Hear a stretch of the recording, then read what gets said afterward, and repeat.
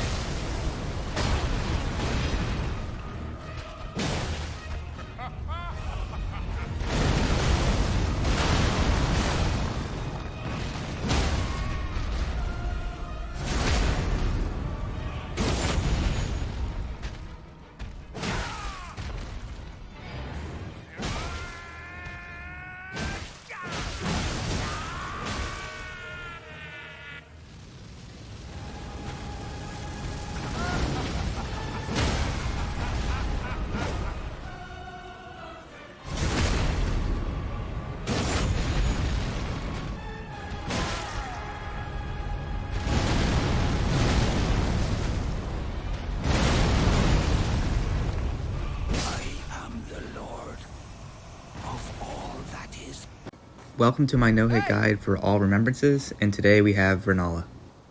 In my opinion, Rennala is tougher than people give her credit for due to her large volume of spammy magic attacks, along with her tendency to draw out fights. Phase 1 is pretty straightforward, but there are a couple things to know and look out for, one of which are these book attacks, which can still hit you even after defeating the enemy. Additionally, these books can hit you even after defeating Phase 1, so don't completely zone out here like I did and get hit by a stray book. If you're running a really low damage build, you should also know that you don't need to kill the schoolgirls in order to trigger Rennala to fall. All you need to do is hit them. Even your fist will do enough damage.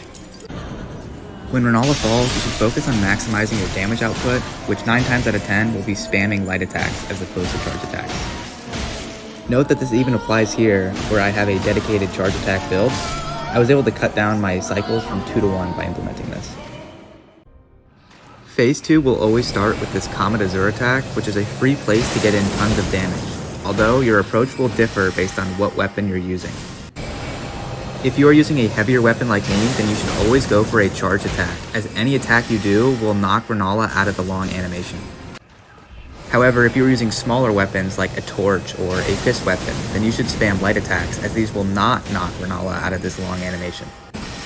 Ultimately, what weapon you use is up to you, although I would personally recommend using a heavier weapon, as you can interrupt all of her magic attacks, which can often result in a stun chain like this, which will result in a stagger and massive damage.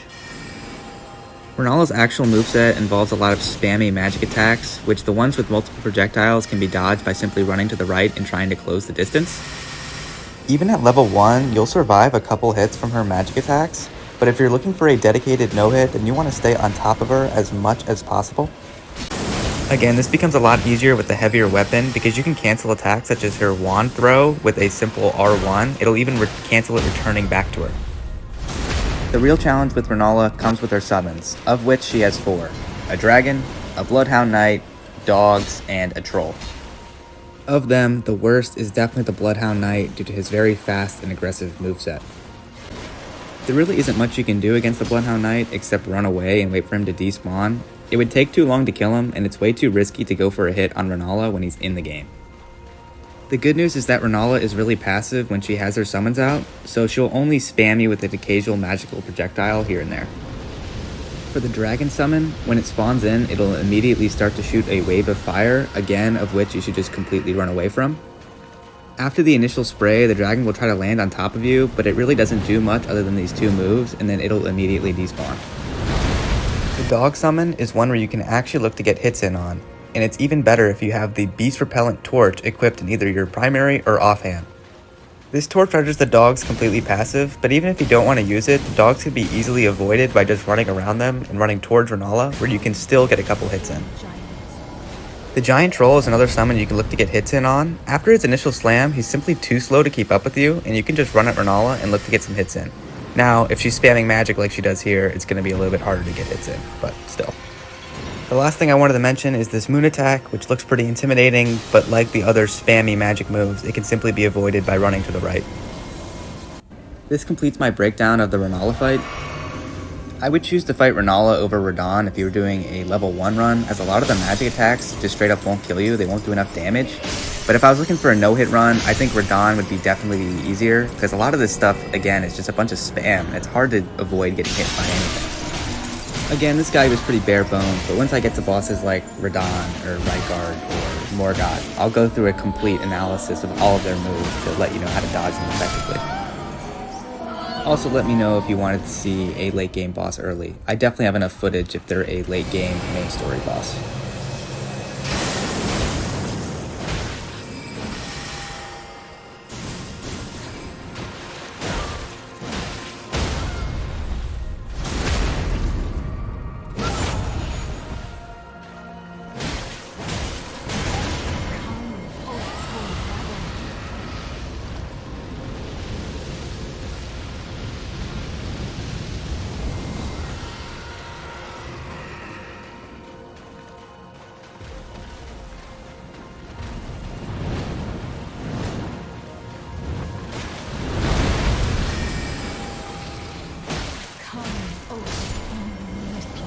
Welcome back to my no-hit guide on all Remembrance bosses, and today we're going to be looking at Radahn, which was easier than I expected.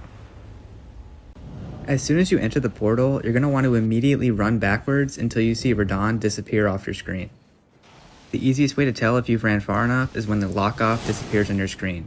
He's only going to have time to shoot 1 arrow when you're running backwards, and this completely skips the first arrow phase of the fight. As you can see, Radahn shoots 1 arrow off into space and then decides that he's going to charge right at me, but you have about 20 seconds to apply any buffs that you want to do. I will now walk you through how to dodge each of Radahn's moves, which is pretty easy to do given his large size. A lot of the times you can just sit right under him and all of his attacks will whiff. First up, we got this jump attack, which will completely whiff if you just sprint right at him, which gives you enough time to charge up one charged R2 and one light attack. He will usually follow this up with a gravity step attack, which can be dodged by dodging right into him and can be punished for one R1. A good principle for this fight is to stay on or behind his left leg, which will especially help for moves like this. With proper positioning, you can actually dodge this by simply walking forward. The next move I wanted to show is the sword combo, which starts by him bringing both of his swords to his sides. This is his single worst move due to allowing you to get 4 charged attacks off when dodged correctly. To dodge this move, simply sprint forward and begin charging your first R2. You can then immediately chain this into your second R2.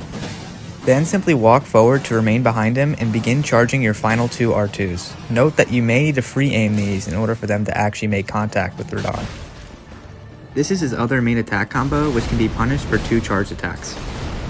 The tell for this move is that he brings both of his swords to his right side. To dodge this move, simply hug his left leg to charge your first attack, then dodge into him for his next 2 swings, which will then leave another opening. Radahn also has a delayed 2-swing combo, which he usually follows up with another step attack.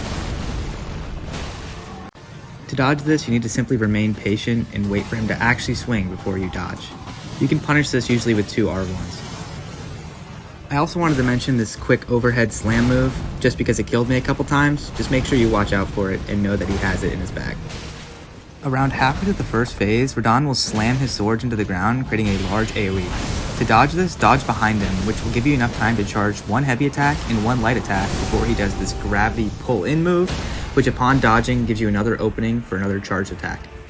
In my experience, Radahn always staggered after this move, which allowed me to get a critical attack off, which then triggered him to be below 50% health, which then triggered his Metyr attack.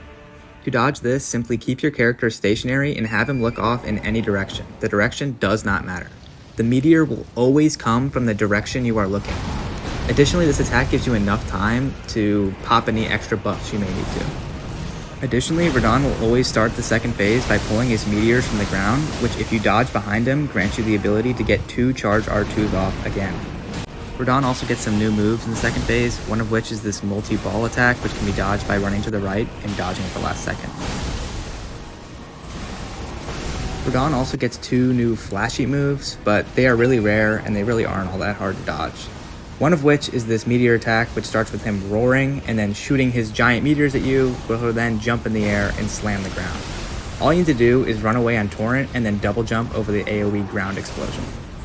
His other new move is this spiral attack, which he literally only did 1 time in 2 hours of fighting. You can again run away on Torrent or simply dodge to either side when he spirals towards you. And if you're doing a level 1 run and you really don't feel like fighting him, you could also just run around the arena summoning all the guys and then resummoning them when they die. And after like 10 minutes, Radahn will die.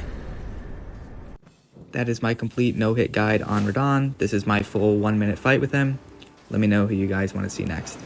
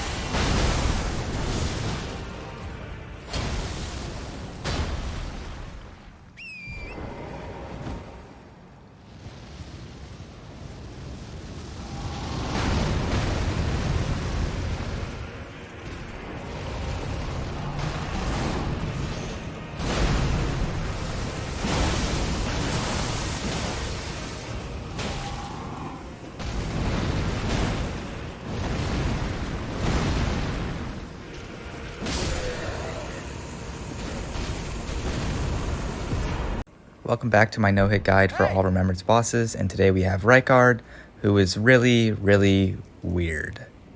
Rykard is more of a movie than an actual fight, and it becomes very obvious if you've ever done any kind of challenge run on Rykard that you probably weren't supposed to be doing a challenge run on this guy. All of Rykard's moves are designed to create a spectacle, and that results in most of his moves being super telegraphed and easy to dodge. But on the other hand, he also does have one move that is literally impossible to dodge, and it's certainly an interesting conundrum. And it is for this reason that this guide's going to be a little bit different than my previous guides, as I'm going to be focusing less on individual moves and more on general strategy and tips. With that being said, there is a couple of moves to watch out for, one of which is this one, which is literally not possible to dodge. You cannot jump it, you cannot roll it, and the only way I found to survive this move consistently is with Vow of the Indomitable. This is an Ash of War dropped from a Scarab in Liurnia, and when equipped on a small shield, literally makes you invincible for about a second. The timing is pretty generous, but for a general principle, use the Ash of War when you see his head flick up from the ground. The other move to know and watch out for is this super attack, which he'll do right before he's about to die. The move starts with a loud groan and he'll lift up his back right leg. It is absolutely crucial to knock him out of this move using the skill on the Serpent Hunter. If done correctly, he will continuously cast this move until he gets it off, but if you keep interrupting him, he will do it until he dies. The only thing to watch out for is to make sure you don't step in one of these giant lava pools. All of Rykard's sword attacks are very telegraphed, with this one move being the sole exception where he switches it up going from sword to snake attack. Be careful and be prepared to dodge very quickly if you see his snake head move. Those were all the moves I thought were worth discussing, so I'm just going to let my completed run play while I talk through some general tips. Please use the Serpent Hunter when doing this fight. Don't try to force any other weapon. This fight's solely designed for the Serpent Hunter. Another tip is to make sure you upgrade the Serpent Hunter. In the clip it's about +3 or +4, but you could easily get this to +8 or +9. At the beginning of the fight, you'll always have enough time to get one jumping heavy off, plus the full skill, plus another jumping heavy before he's able to do anything, and you'll have him at about half health at this point. For phase 1, my general strategy was to just spam the light attack, and then he'd only get off like 4 or 5 actual snake attacks. Most of the fight, he's just kind of standing there and looking at me, which is pretty odd. I also did the light attack specifically because it takes up the least amount of stamina and has the biggest recovery window, to where he was never able to catch me off guard in the middle of an attack. Rykard is much more active in phase 2, and you only have enough time to get off one jumping heavy before he starts to swing. This move he starts the second phase with is probably his worst move because it lets you get a full use of the skill off, and you can actually do it fast enough where he won't spawn in that flaming skull, which can be very annoying later in the fight because it'll just like keep bouncing around the arena and it can hit you at random points. When you see Rykard dip his sword into the ground and keep it there, this means that he's going to do a huge AoE from the ground, but it gives you enough time to fully charge the skill if you just walk to the left or the right. A good tip when dodging Rykard's general combos is to always dodge backwards. I lost most of my runs to accidentally stepping in the lava without realizing it, because he constantly moves towards you when he's swinging. So by dodging backwards, you'll make sure that you're always safe. Also, look to get the skill off as much as you can because it does crazy damage. You can usually look to get it in after one of his longer combos. And when you see him do this, the fight's pretty much over. All you have to do is spam the skill a couple of times and he'll just die. You do have to watch out again for these lava pools. I did lose a couple runs here because I was trying to kill him too fast, but they actually show up before he starts his actual move, and so you have enough time to position yourself correctly. If he ever gets this move off, you might as well just give up. You're just gonna die. It spawns like 500 of those flaming skulls, and yeah, good luck with that. And that is my complete breakdown. Let me know if you have any questions on how to dodge specific moves. I know I didn't go over too many here. Welcome back to my no-hit guide for all Remembrance bosses. Today we have the Ancestor Spirit, which was even easier than I thought it would be to no-hit. This was even easier to no-hit than Godrick. I only have one thing to note before getting into the actual moveset, and that is that this boss is pretty tough to hit. I whiffed a large portion of my attacks, so I'd recommend either locking off or using a longer weapon to ensure you actually hit more of your attacks than you whiff, unlike Bayle. Getting into his actual moveset, this move right here is his bread and butter attack. He'll do this probably 5 times a fight, and you just dodge when he's moving down. If you can, try to position your dodge at his back leg, which will give you enough time to charge his heavy attack off and, actually hit it. A lot of times after this jump move, he'll follow it up with a back kick, where he sort of raises his front torso and then kicks his legs back. You can dodge into this and get a charge attack off. Another one of his common moves is this head slam attack. Now you can punish this at the end of the combo, but do note that he can do this 1, 2, or 3 times, so make sure before you swing you know that he's not doing another one. The last of his basic moves is this kind of zoning move. He's got a couple variations of this, but to dodge this, just don't walk into the blue goo. Note that on this specific variation, you can get a couple hits in if he does it while you're behind him. He will also teleport quite frequently. This is an easy move to punish, as you can hit him even when he really isn't quite there. Speaking of stalling moves, this version of the deer has a self-heal. He'll always slam the ground right before he does it. Do note that you can't punish this move, as if you're in his radius, he will be damaging you. The deer also has a couple of weird moves that all start with it revving its right foot. This first variation is a simple charge attack, and by dodging backwards, you have the opportunity to punish with a charge attack. This second variation, the deer triggers his inner bunny and performs 3 hops before doing a final slam. Note that you only need to dodge if he's actually going to be within your range. This final variation is definitely the toughest, where he turns into Sonic the Hedgehog and starts rolling at you. To dodge this, dodge directly to the side when he approaches. Do not try to roll through him, as you'll get hit. He will usually only come at you twice. And that's really all there is to this fight. You can stay for my complete 3-minute run, but do note that it's not optimized in the slightest because I felt that was a little bit over leveled, so I let him heal twice before I killed him.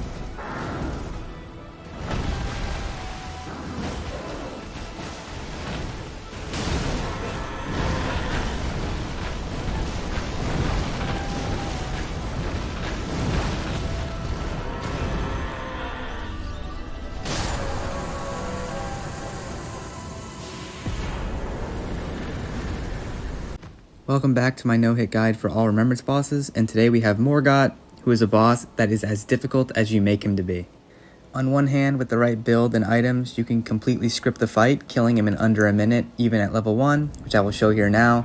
But if you're doing a low damage run, this fight can be one of the hardest in the game. Now the fight that is on the screen is from my level 1 torch only run, and the torch is actually a good pick for this fight, as you're going to need a weapon that does a lot of stance damage, as well as Morgott Shackle obviously. To open the fight, you want to immediately use Morgott Shackle and spam charge attacks until you get a crit. Now depending on your damage levels, you may need 2 uses of the Shackle. However, this is not a big deal as the shackle becomes completely useless in the second phase. When you first hear Morgott cough, this is your time to get your last couple hits in before backing away due to his phase transition explosion. Most people think Morgott is untouchable in this period, but you can actually navigate through the geysers and get 2 crit attacks off before he can really react. Now here it comes down to luck, but if you can just get another jumping R2 in there, he'll probably stagger and start the fight on 20% HP. And all you need to do from here is dodge 1, maybe 2 moves, and he'll be dead. Note that for most no-hit builds, and even most level 1 builds, you will already have done enough damage for Morgott to be dead here. He's only still alive because I'm using a torch, one of the lowest damaging weapons in the game. Now, the rest of this guide is going to be going over Morgott's moveset, which I personally believe to be the most complicated in the game. I definitely missed a couple moves here and there, but I cover all of his main moves that you will see most often, and if there's a move that I don't cover here, it's probably because it's very obvious on how to dodge it. The first move to look at is the spear throw, which was his most common opening to the fight. To dodge this, you can simply run at him and get a couple of hits in. However, I do want to note that if you choose to dodge this from range, his most common follow-up is this double slam attack, which is also a move that's super easy to punish. A common follow-up after the spear attack is this move right here, where he swings his sword after a delay and then slams overhead with his hammer. You can dodge this with 2 well-timed rolls in any direction, just make sure you roll into him for a free punish on the second hit. You can do this move in either phase, but do know that in phase 2, it's more often than not going to be this variation, which starts looking the same exact way. This variation requires you to do an initial dodge backwards, followed by either strafing backwards or a second dodge backwards before you can then dodge in to punish. His most common variation of the sword plus hammer attacks is this variation right here. This move is visually different than the previous, as Morgott sort of contorts his body closer to the ground and brings both of his weapons to his left side. This move looks simple, but is quite tricky to dodge due to how precise your inputs have to be. I found that I was most consistent with this dodge when I strafed or dodged backwards first initially to have a better angle to dodge into him. This move is also used as an input read finisher, as on several of Morgott's other moves, he will try to punish you for dodging into him. The 2 moves that I found Morgott did this on are the move that I just showed and this move right here. Ultimately, I ended up dodging into him anyway, as this specific combo is an easy one to punish. Just make sure you are ready to immediately dodge his double knives. Morgott's most common way to initiate a combo is with this move right here. Now, it has several variations based off of where you dodge. If you choose to dodge into him and his sword is extended away from his body, then he will do this variation, which is a very long combo. There are several ways to dodge this combo, but what I found to be the most consistent was dodging through the initial sword strike, once across his body, and then once on his final slam. He also can perform this combo if you dodge directly in front of him following this overhead slam attack. This move looks scary, but once you get the timing down, it is a great move to punish. Also, that overhead slam move is very much a trap. You can only get a hit in if you're deemed far enough behind him. Moving back to this initiating move, if his sword is inward towards his body, that means he's going to do this variation, which is a delayed sword slash. Finally, if you land behind him during this initiating move, he will perform 1 swing after a short delay, then backflip away from you. This is the only variation of the starting move that I felt comfortable getting a hit in, although I didn't do it in the clip. You can also choose to dodge away from this move, in which he'll just stare at you before doing something else. That something else could be the spear charge move, which is actually a little bit deceiving. Despite looking like it has an opening on the left, you should always dodge this move to the right, as the hitbox is very, very odd. For example, I got hit by this and it was nowhere near me.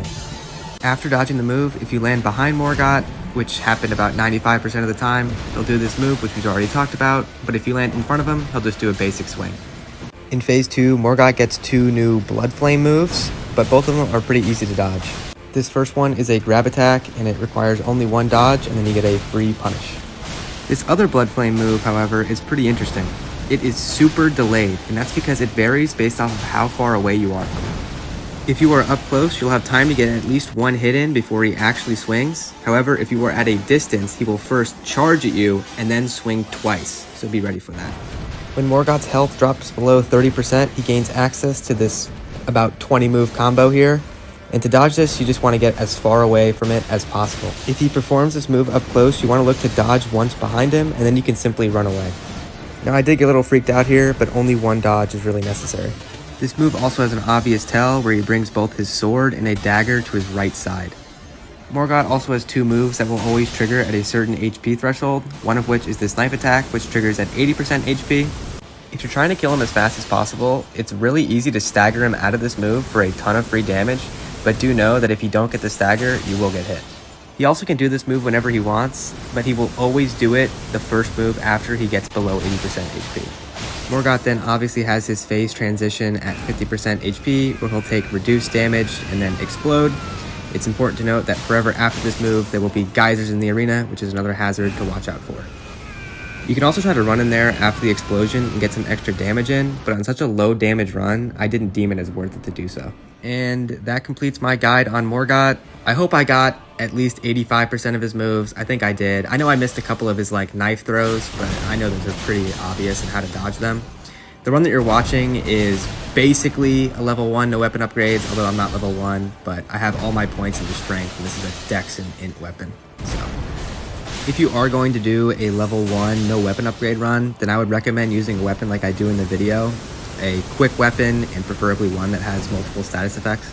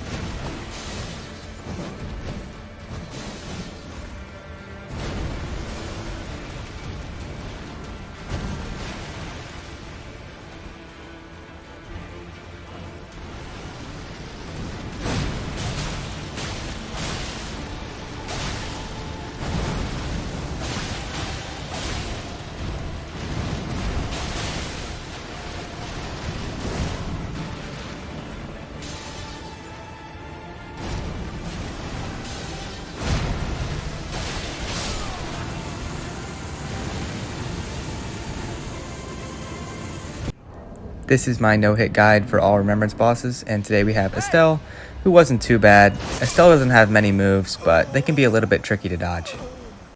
Jumping straight into the moveset, Astel will usually start with this laser beam attack, which comes out really fast, so be prepared to dodge really early into the fight. He will also do this attack a lot of the time straight after teleporting. It's probably his most common range move. A tip for the dodge is to roll to the side a split second after you see the orb touch the ground. Astel's other common range move is this tail whip, where he'll whip his tail back and strike twice, although the second strike will whiff about 90% of the time. If you're really far away, you'll have to dodge twice. Astel also has this rattlesnake attack where he'll rattle his tail, then slam it 3 times. This is a great move to punish. Astel has a couple of melee moves which come in the form of bites, and sometimes these can be pretty tricky to dodge as they come out really fast. He's got variations of both 1 chomp and 2 chomps, the latter of which is slightly harder to dodge, but a good principle is to try to dodge behind Astel's head. These moves do have an obvious tell, that of which he'll double tap his pincers, but do know if it's a fast double tap, that means it'll only be 1 bite, but if it's slow, it'll be 2. Astel also has 2 melee grab attacks, one of which is this super telegraphed one where he'll glow purple.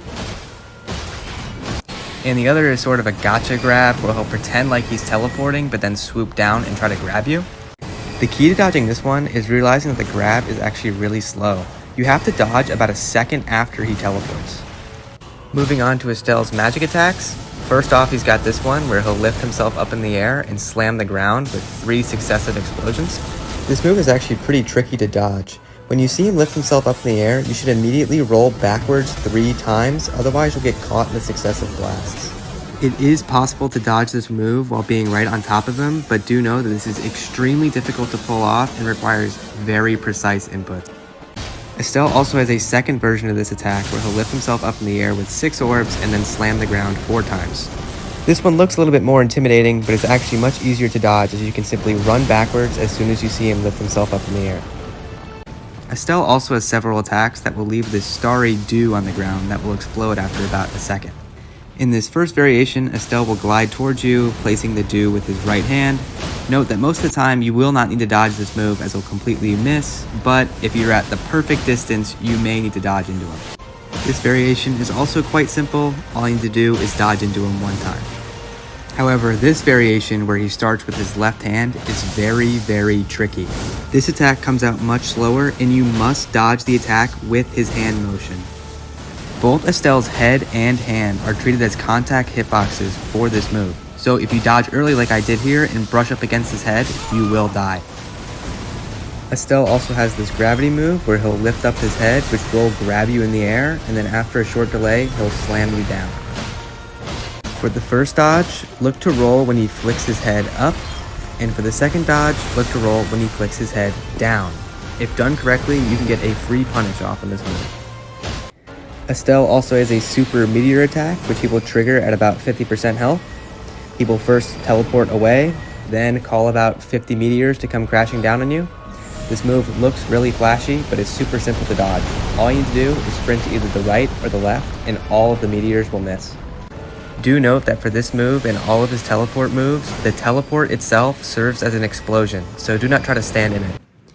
And that wraps up my guide on Astel. This is my full fight right here. Let me know if you guys have any questions.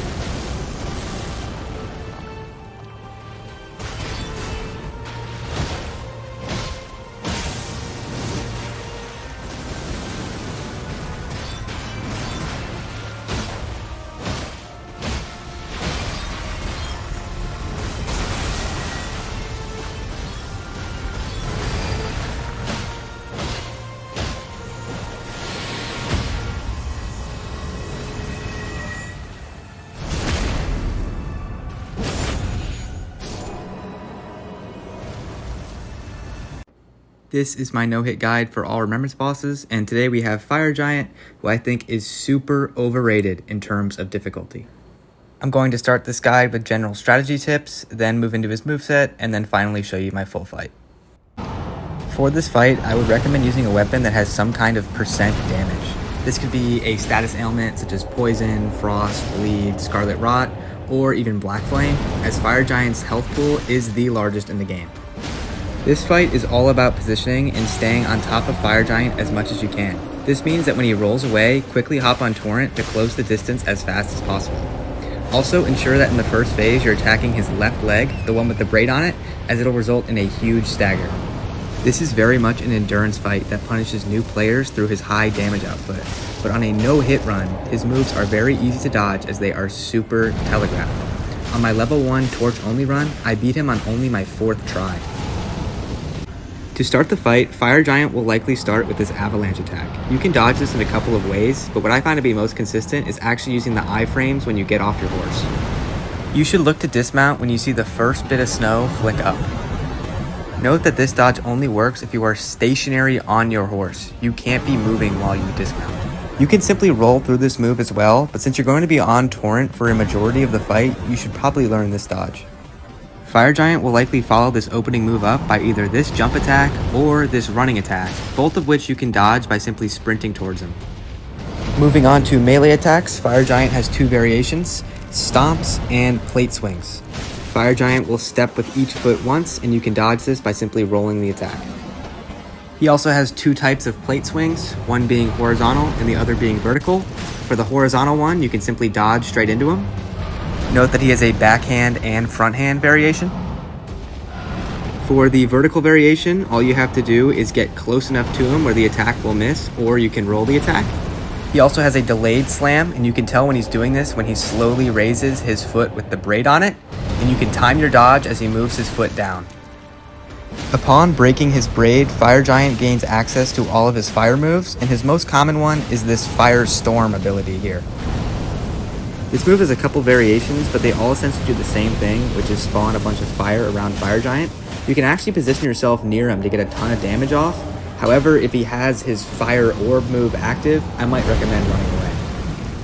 This move will also always be his starter for the phase transition, in which you can attack his hands for huge damage, which will likely result in a stagger. Note that if he does not stagger, he will finish this combo off by falling at you. In the second phase, this move becomes more aggressive as well, so be conscious of where the pillars are and be prepared to dodge away.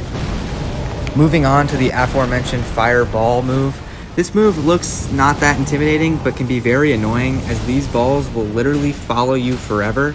So what I recommend doing is triggering their explosion by getting near them and then backing off, preferably on torrent. Note that in the first phase, he'll only release 1 of these, but in the second phase, he'll release 2 at a time. Fire Giant can also shoot 2 much faster fireballs with his hands, but these can be easily avoided on torrent. Fire Giant also has this move where he'll open his mouth and spray the entire surrounding area with fire. You want to back away from this move. Additionally, he can lean back and he'll explode his chest out, which will rain a bunch of lava chunks from the sky. This is a great move to punish as you can just wail on his foot. Fire Giant will roll around a ton in the second phase, so be prepared to dodge if need be. He will also follow this up a lot of the time with a melee hand attack. This can be dodged by simply sprinting on torrent towards him. One last thing I wanted to mention is that Fire Giant takes more damage to his head and hands in phase 2, but I found that it was much safer to still attack his leg, as if you're doing status ailments, you'll be getting more hits in, and he can often move his hands out of the way pretty quickly, which can cause you to whiff attacks. I also wanted to mention Fire Giant's arena, as it can be a little bit weird due to the different changes in elevation. For one, it's on a hill, and a lot of the time he'll be standing on rocks, and this can affect his attack timings, making them come out a little bit later or a little bit earlier than usual, so just make sure that you're aware of that. And that completes my breakdown on Fire Giant. Let me know if you have any questions. I know my kind of thing is doing all Remembrance bosses no hits, but I'm planning on doing Godskin Duo as well. And let me know if you wanted to see any other main game bosses that aren't Remembrances, such as Commander Nile or something like that.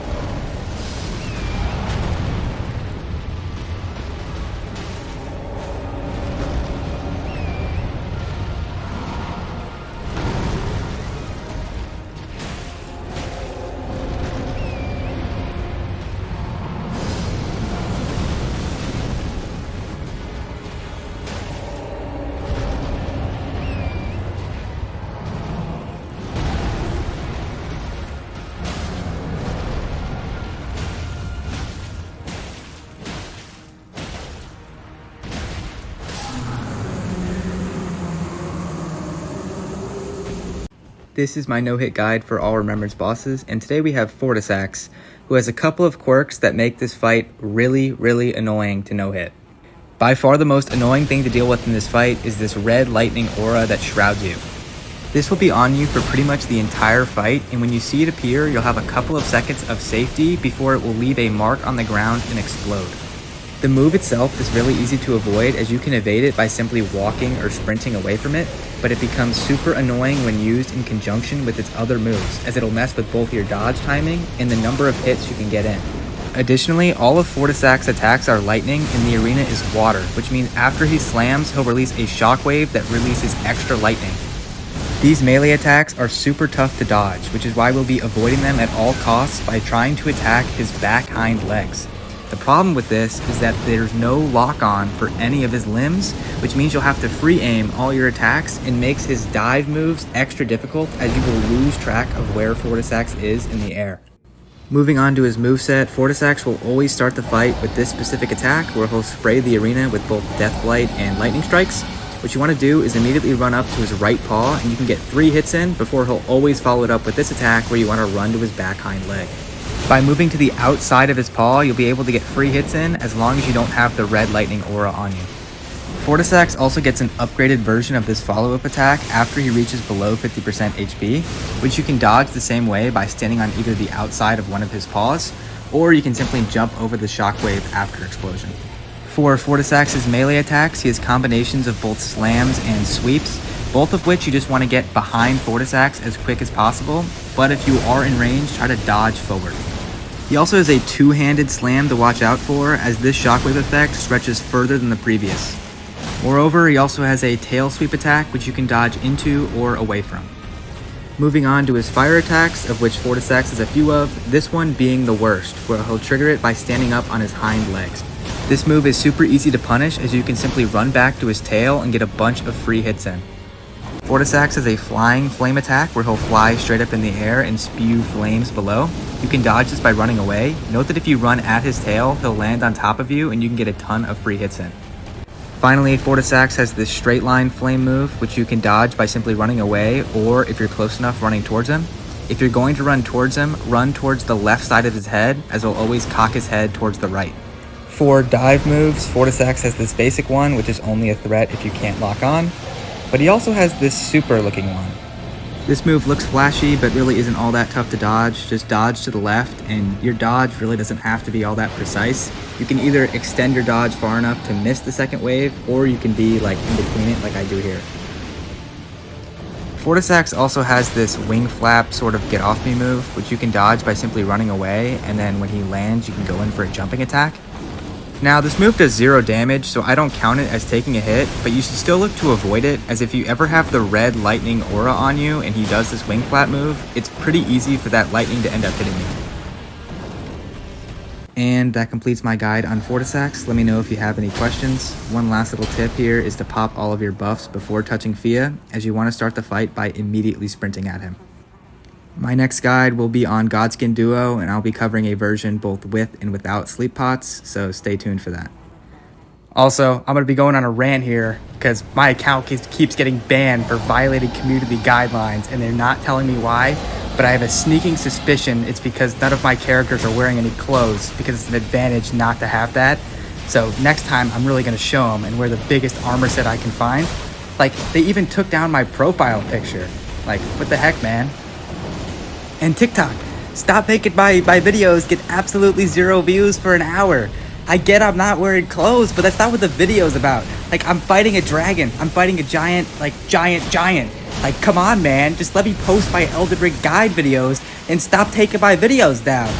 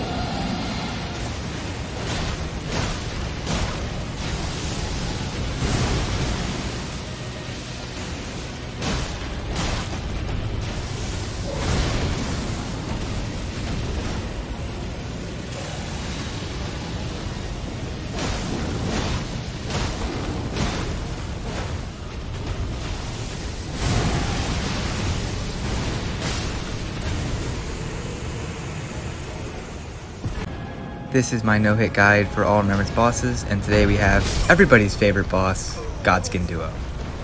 This fight gets a 10 out of 10 rating for difficulty on the no-hit scale, as it's pretty much impossible to win without a cheese. With that being said, I will be going over the best methods to deal with Godskin Duo if you're doing a level 1 run or a no-hit run, and I'll be showing both a somewhat legitimate way and a cheese way, which I will show first.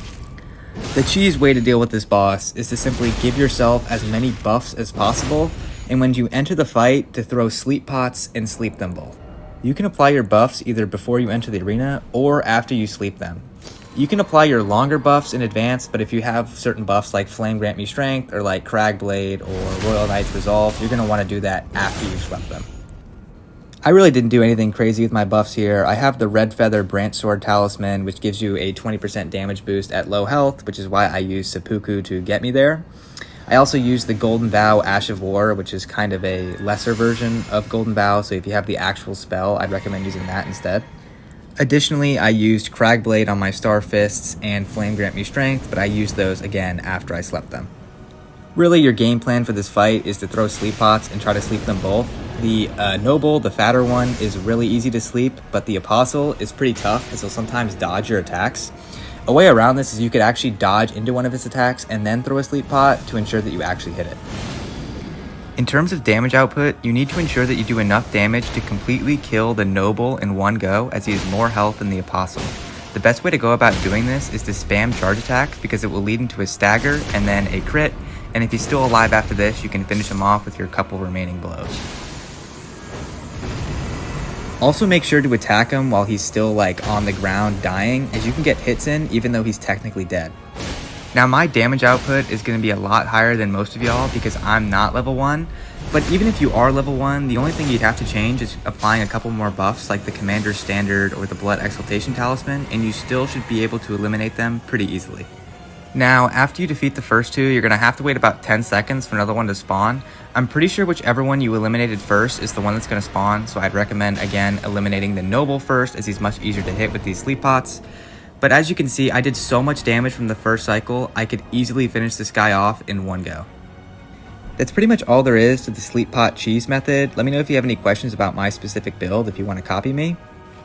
Now, if you're too lazy to collect sleep pots and too stubborn to use a summon, there is one semi-consistent way I found to deal with these guys without them, and that is a method that I stole from Ongbal. That method is to repeatedly parry the Noble, as he will stagger with only one parry, and you pretty much just completely ignore the Apostle and run away from him for the entire fight. All of the Noble's sword attacks are parryable, and I'll be going over the timings in a second, but one thing to know is that you must be on top of the Noble for your parries to actually hit. Essentially, your general strategy for the fight is to stay a medium distance away from the Noble, sometimes using the pillars to your advantage, and run towards him to bait him out to do a certain move, parry it, get the stagger, and then run away. Now, the number one parry you will need to know is the parry right here. He will do this by far most often, and this is going to be your bread and butter to stagger. Your timing to parry this move is when his sword overlaps with his arm. Note that you do have to be right up on him for the parry to actually hit. This is the move you are aiming to bait out when you sprint towards him. He also has an upgraded version of this attack in Phase 2, but the timing is the exact same. The visual trigger is a little bit different for this move. You want to parry when his sword is parallel to the ground. Moving on to his other sword attacks, the Noble has this variation where he'll stab from above his head. This is actually a really good move to see, as even if you miss your parry, if you are close enough to him, the attack will still miss. The trigger to parry is when his sword reaches its highest point. The Noble also has a backhanded sword swing. The trigger for this one is very similar to the previous one. You want to press the parry button when his sword is at its farthest point away from his body. The Noble also has a front hand version of this attack, which is probably his most intuitive to parry. You want to press the parry button when you see his sword at its highest point.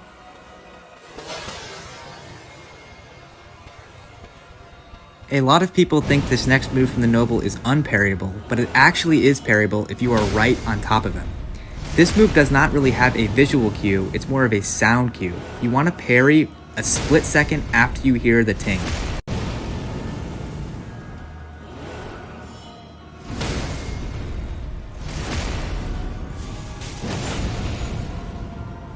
Now this fight is really janky and there are a ton of glitches, like one of which is that the noble's sword will just straight up teleport through the pillars, so you got to be aware of that.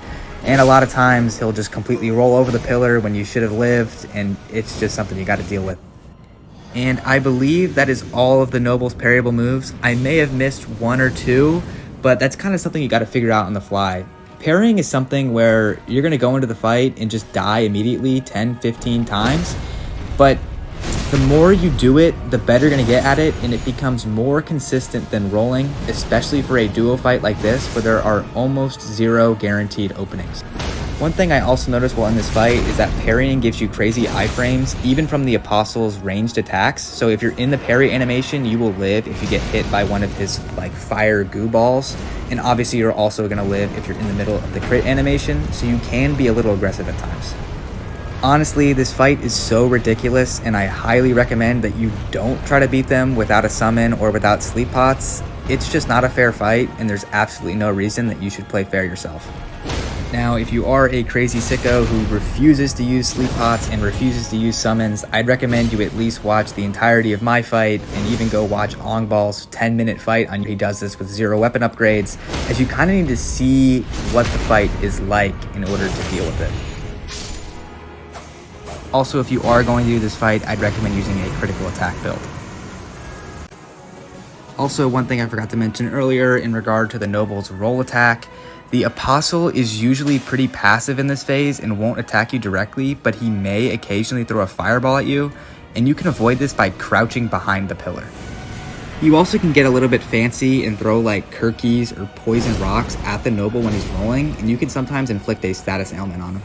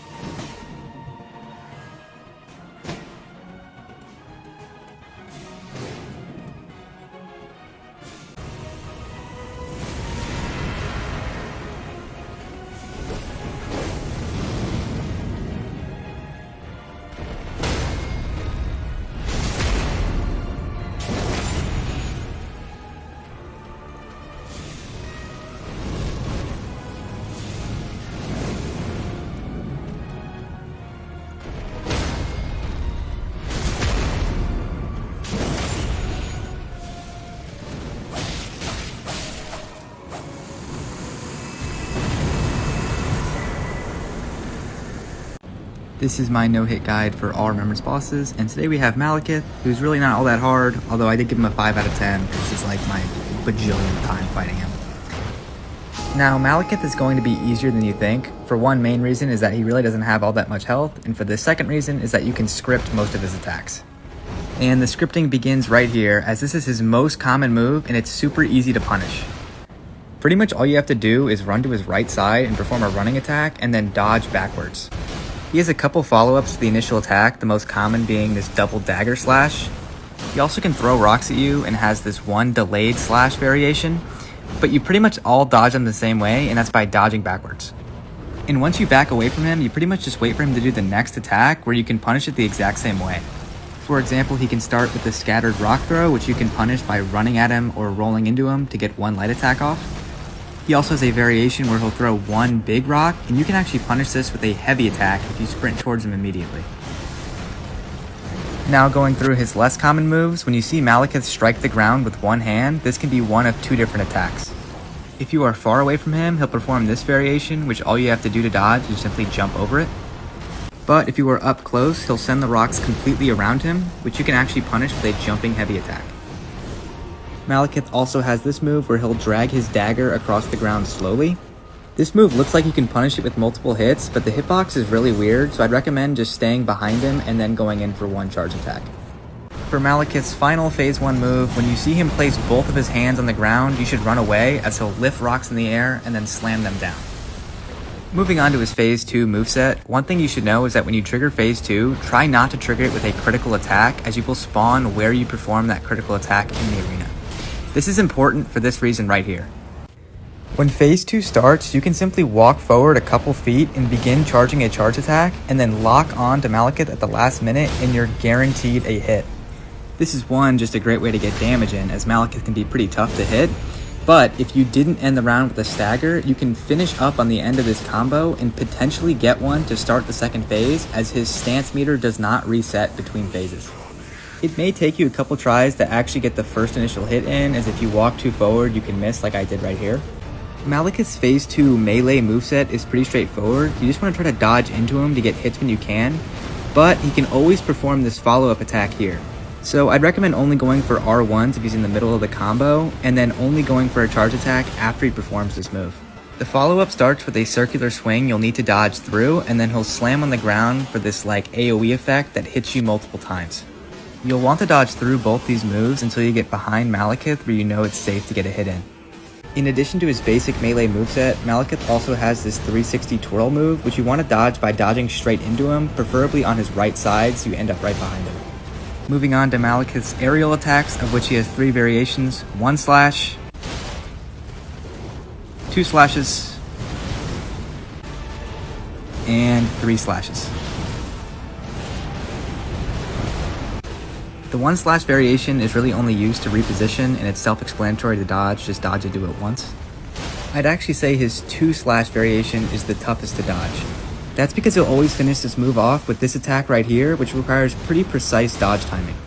Now he can also do this finishing attack on his own, and what you want to do is dodge away, then after a short delay, dodge back in. This will give you an opportunity to punish. What I messed up here is I dodged into him, which isn't possible as the initial slam obviously has a hitbox. The 3 slash combo is all about timing your dodges on the slashes correctly, as he will delay the third one.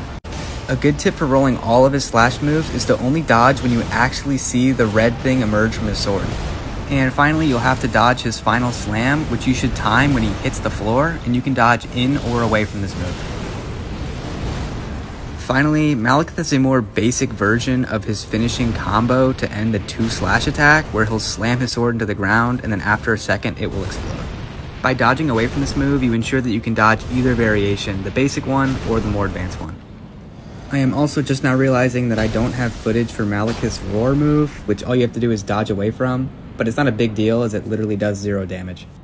And that wraps up my guide on Maliketh. Let me know if you guys have any questions. This fight's a lot easier than you'd think it'd be because Maliketh again has no health, and by simply running away and running towards him, you can get in a lot of free damage. For example, I'm really not running any kind of crazy build, and I killed him in about a minute. I'm also really hoping that you guys can actually see this video. I had major difficulties uploading my Godskin Duo guide, and I eventually just gave up. I'm pretty sure I've set a record for community guideline violations in a week, as Every time I uploaded that video, it kept getting striked, and then I just kept taking stuff out of the video in order to make it not get striked, but it still got striked. If you guys do want to see the video, it is on my page. It's just not on like the For You page or whatever.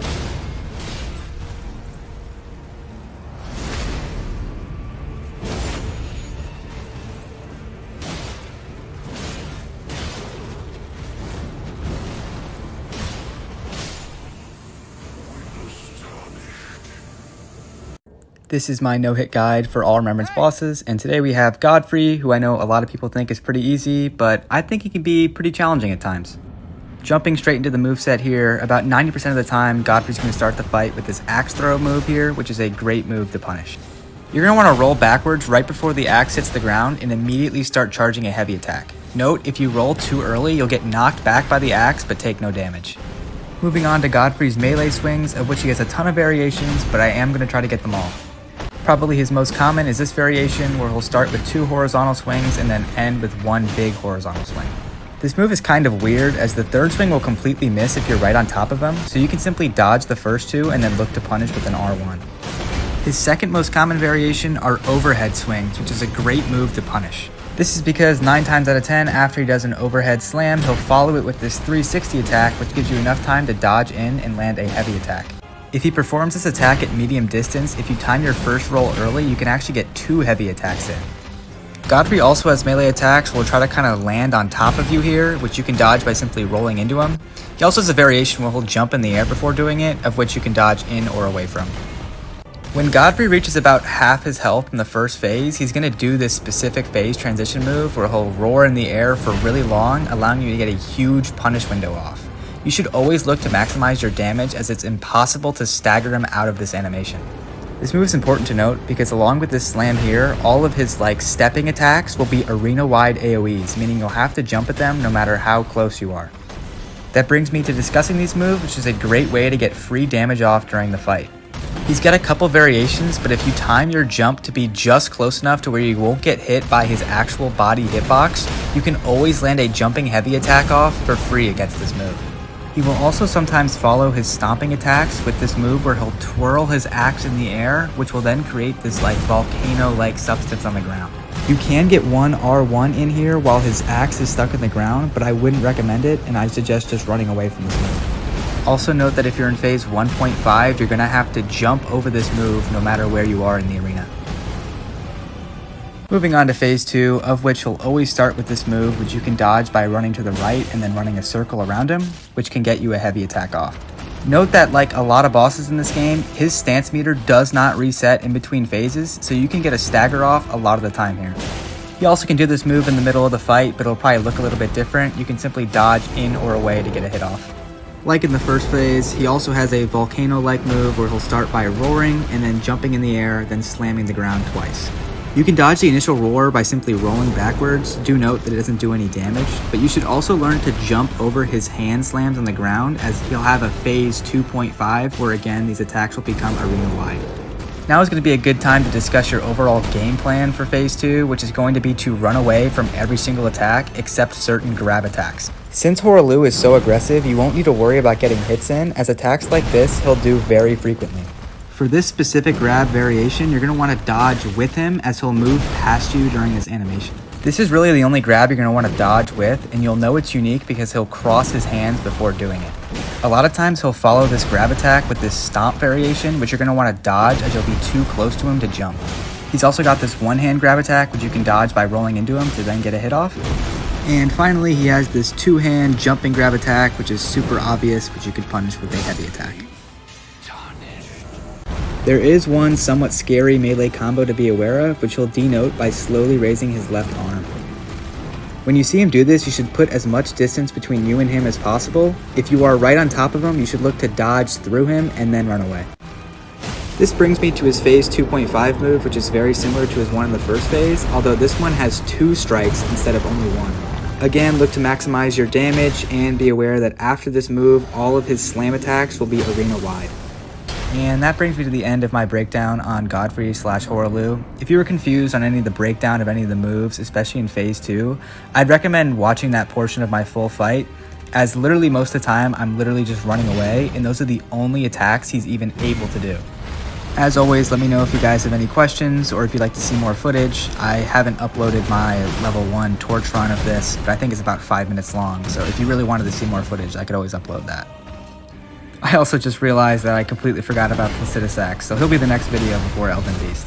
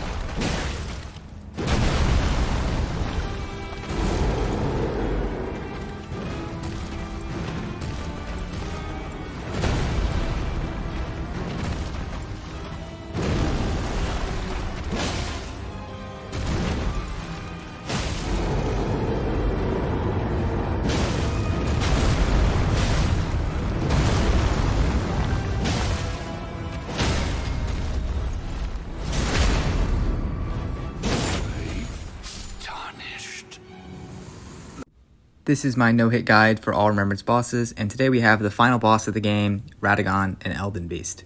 Now, Radahn is one of my favorite bosses in the game. In fact, he's my favorite boss to learn how to no-hit. However, Elden Beast is one of my least favorite bosses in the game and is one of the most unfair to no-hit. And that is largely due to only one particular move, that being Elden Stars, which is virtually impossible to dodge unless you stagger him out of the animation. However, you won't always be able to do that, and there is a semi-consistent way to dodge this move. And the way to do this is to start running behind Elden Beast when you hear the chime of Elden Stars. If you start running behind him too early, Elden Stars will catch up to you and you will take damage. This method only works because Elden Stars themselves get stuck on the Elden Beast and you'll create so much distance that they'll never be able to catch up to you. Now, unfortunately, Elden Beast is still going to be spamming a whole lot of BS while this is going on, and you're going to have to dodge that along with Elden Stars. Note that you can also dodge this move on Torrent, with the timing being the exact same, to sprint behind Elden Beast when you first hear the chime. However, I'd recommend still dodging this one on foot, as it's a lot easier to dodge his successive attacks. Now, if you're doing a level 1 run, it's actually very possible to outlive Elden Stars, as it does such little damage. But in all likelihood, your successful run is going to be one where you stagger him out of this animation. Now moving on to Radahnn's moveset, and the first thing I want to mention is that at the beginning of the fight, you can immediately run up to him and get a couple of hits in before he can react. This can help a lot in scripting the fight, which is something I'm going to discuss at the end of my Radahn guide just before I go over Elden Beast's moveset. Now, Radahnn's most common and easy move to punish are these golden wave attacks, of which he has a couple variations. This first variation is a single strike where he'll bring his hammer all the way across his body and then unleash a wave of golden light. For this move, you simply need to roll behind Radahn and begin charging a heavy attack. Just make sure you're not standing in the golden light wave or you'll get hit. Radahn also has a variation of this attack where he'll start with a big overhead slam, which you can punish for 1 R1, and then do the previous attack, which you can dodge the same way. Radahn can also do this big overhead slam as a part of a regular combo, which is designed to try to roll catch you. Just make sure you're aware of this variation when dodging Radahnn's melee combos.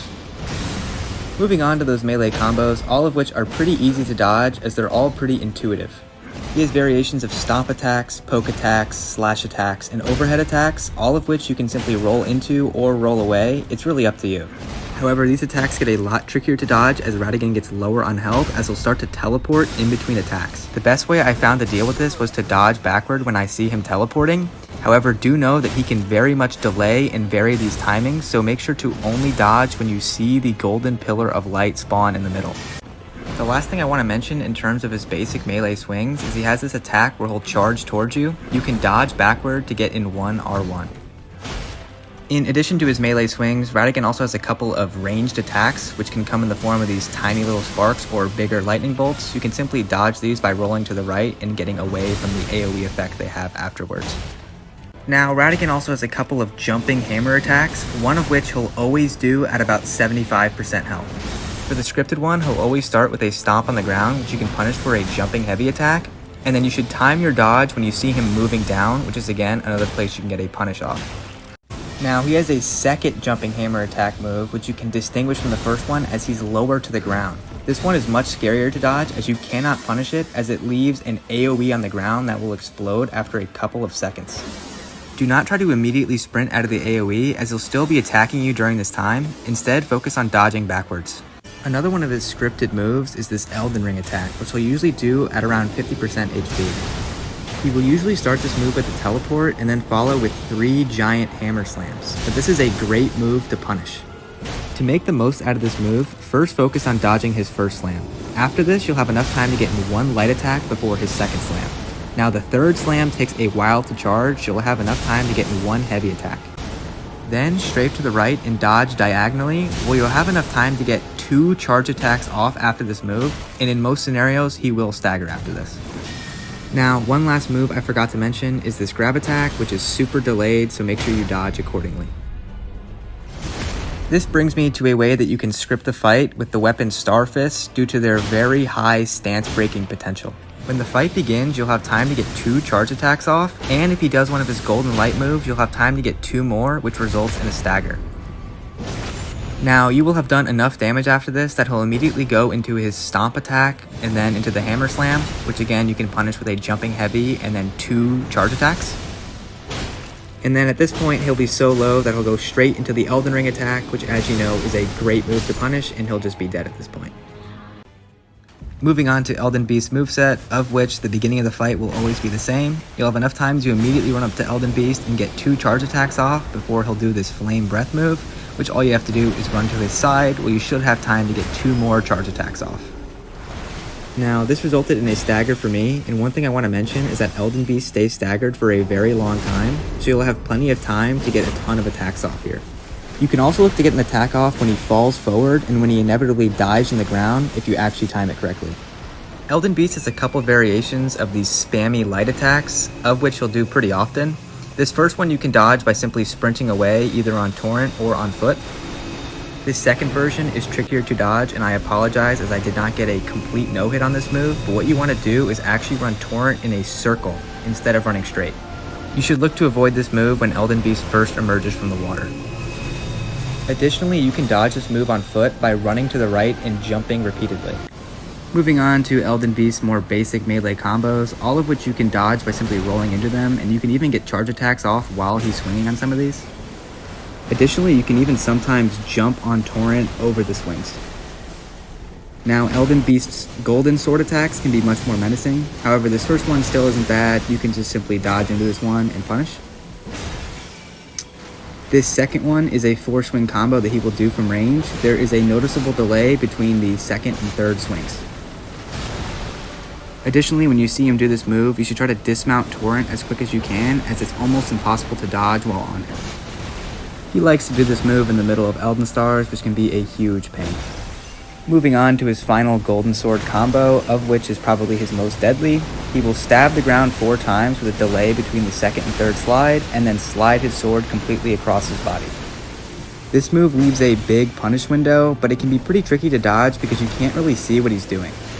You should roll twice in quick succession, then delay between your second and third dodge, but then also be aware that he pulls his sword all the way to the right side of his body, which has a hitbox, so be prepared to dodge an additional time. Then you will obviously need to dodge his final sweep, but here's what this move looks like if you don't dodge that extra time. Elden Beast has a couple of purple star attacks, varying in difficulty to dodge. This first one's super easy, all you have to do is move out of the line. But this second one can be a little bit tricky as he forms a massive explosion, and when you see him do this, you need to immediately hop on torrent and run away. Finally, he has this version where he forms a purple ball and then immediately slams it on the ground. In my opinion, this is the toughest to dodge, as a lot of times he can do it while you're right on top of him and you can't see him do this move, so make sure you're always ready for it. Elden Beast also has a grab attack where he'll form this giant yellow and black ball. It's pretty easy to dodge, just dodge into it after a short delay. And finally, Elden Beast has this dive move where he'll go up in the air and then slam the ground in an explosion. You just dodge into it. This move is super rare though. I actually forgot about one of his most common moves, of which he'll fly up into the air and then slowly form a ring on the ground. He'll usually do this 2 times a fight. The first one will only have 1 ring, while the second time will have 3 rings that you'll have to double jump over on torrent. I thought I knew how to predict where he ended up, but clearly I don't. I mean, look where he's at. One last thing I wanted to note about this move is that you don't want to try to greet a stagger when he's going up into the air, as he actually has a hitbox there, although it does like 0 damage. And that brings me to the end of my guide. Let me know if you guys have any questions, and feel free to stay for my entire fight. I will probably be making a guide on Commander Neil next, as I want to show a skip for him, and then after that I'll be doing Malenia, then Mohg, then the DLC.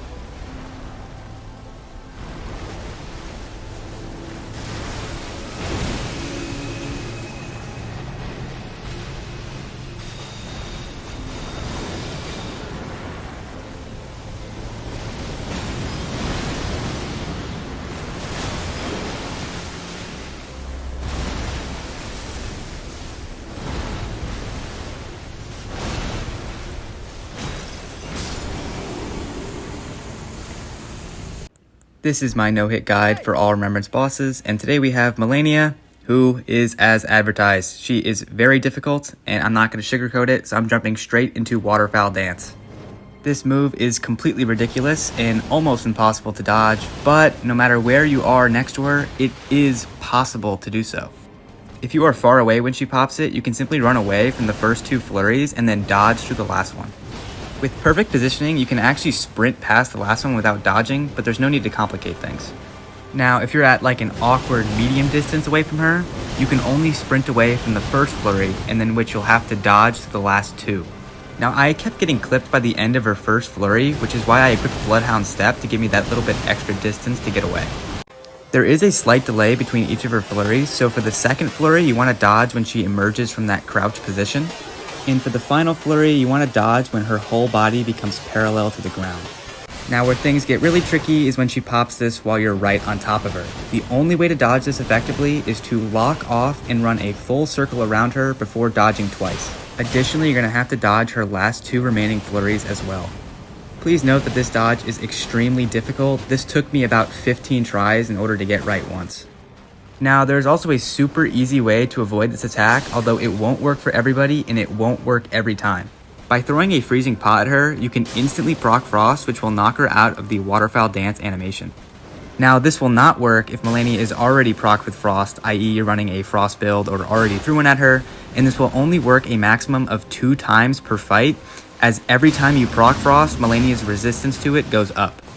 Now, moving on to Malenia's other moves, starting with her melee combos, of which she has tons of. Thankfully, for most of her moves, you can interrupt her combos mid-animation, forcing you to only dodge one part of them.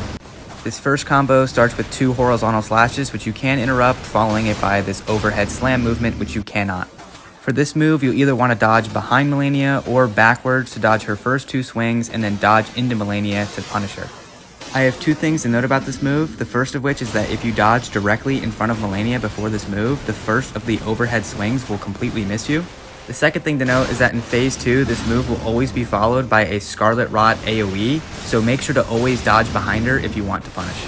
Another one of Malenia's common melee moves is this quick 4-slash attack, which has 2 variations. This first, more common variation cannot be punished, as Malenia can quickly follow it with this dash attack, which is very deadly. Most of my deaths were to this dodge attack, as you cannot interrupt her by attacking. She can also do this dodge attack at any time, so make sure to not be too greedy when attacking. The other variation of this 4-slash combo has the final slash delayed, meaning that it can be punished. Also note that you should always dodge behind Malenia for the first 3 quick slashes, as they will roll catch you if you roll backwards. The last of Malenia's basic combos starts with this lunging dash, and you'll never need to worry about what's next, as you can simply dodge behind her and interrupt everything that comes after. Malenia also has 2 delayed sword attacks, which are great moves to punish. This first variation occurs from range and can be avoided with 2 well-timed rolls. This second variation is an uppercut attack that occurs when you're right on top of Malenia.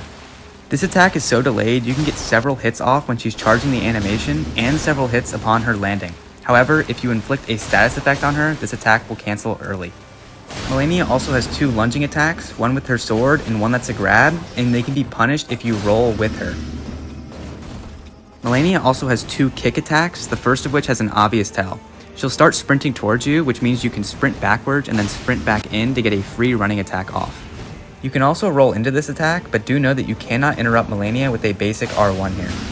The second kick is Phase 2 only and is done to catch you off guard as a counter attack.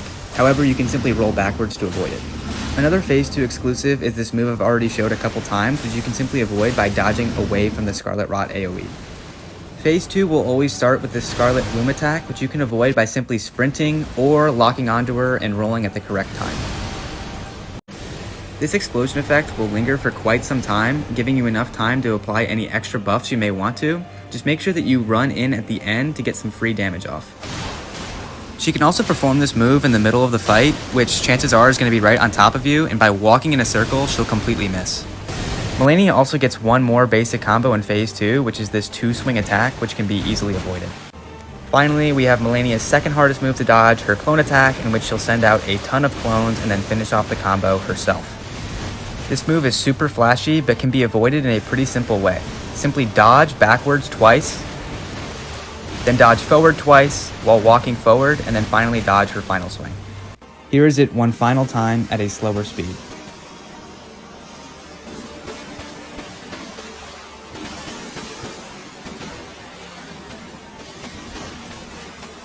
That completes my moveset breakdown on Malenia, and I will now be walking you through my final fight, which I did get very lucky in, but nonetheless I'll be going through my general strategy. This is a fight you want to be very aggressive in, and my general strategy was to simply sprint at Malenia and get tons of running attacks off. If you're using a quick weapon like me, your attack will land before Malenia, which will interrupt hers. I'm also using 2 status effects, Frost and Bleed, both of which Malenia is very weak to, not only because she has low resistances, but also because it can interrupt all of her attacks, including her Waterfowl Dance and her kicks. You will want to be staying on top of Malenia for the entire fight, except when you need to run away to gain your stamina back. However, it is okay to be a little cautious if you know that she might be doing a waterfowl dance anytime soon, as it's much easier to dodge if you're farther away. Phase 2 is largely the same as Phase 1, although you do have to be a little bit less aggressive, as that counterattack kick can very much catch you off guard. Lastly, I do want to mention that there is a known glitch with Malenia, and that being that you cannot finish her off with a crit to end Phase 1. This includes when she's standing up from falling on the ground after a critical attack. And that was pretty much my general strategy for the entire fight. Now, I did get super lucky in that being the only time she cast Waterfowl Dance is what you just saw, and she didn't do her clone attack, but if you give it enough tries, you will also get lucky like me. Not saying that I couldn't dodge those moves, but I was certainly less consistent at dodging those than any of her other moves. And that completes my guide. Let me know if you guys have any questions or if you want to see a particular boss that's not a Remembrance. I've got Mohg next, then the DLC Remembrance bosses, and I do want to note that my pace, which has been about 1 per day, is going to be very much slowing down as I do not know a lot of the DLC bosses' movesets. However, I will definitely be getting out all the DLC Remembrance boss guide videos. Eventually, it's just that bosses like Dancing Lion are going to take me forever to learn their moveset.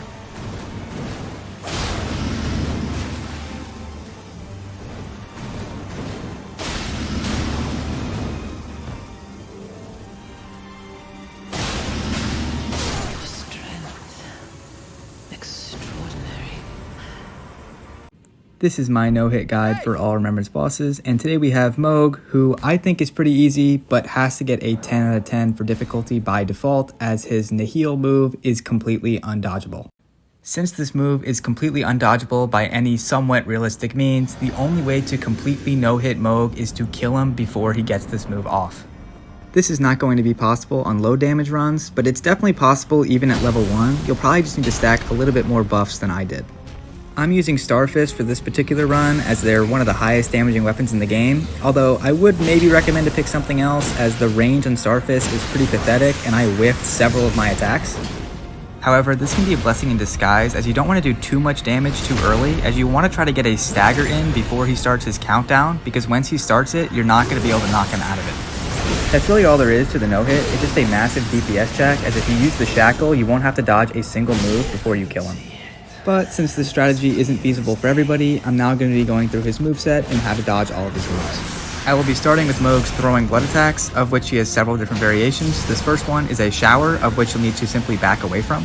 In the other variations, he will be explicitly throwing blood at you, which can come in a variety of different patterns. The first option is a horizontal spread, which you'll have to roll through, and is denoted by him tossing the blood at you. This is contrasted by this other variation where he'll throw it like a football at you, which will come at a straight line, which you'll have to dodge to the side. Finally, he has a variation where he'll throw blood at you while flying backwards in the air, but I'll cover this move in depth later on. These moves aren't difficult to avoid on their own, however they leave a lingering residue which you'll have to know about and play around during the fight. Moving on to Mohg's melee combos, of which he has a few of, and this first one here is a 3-slash combo.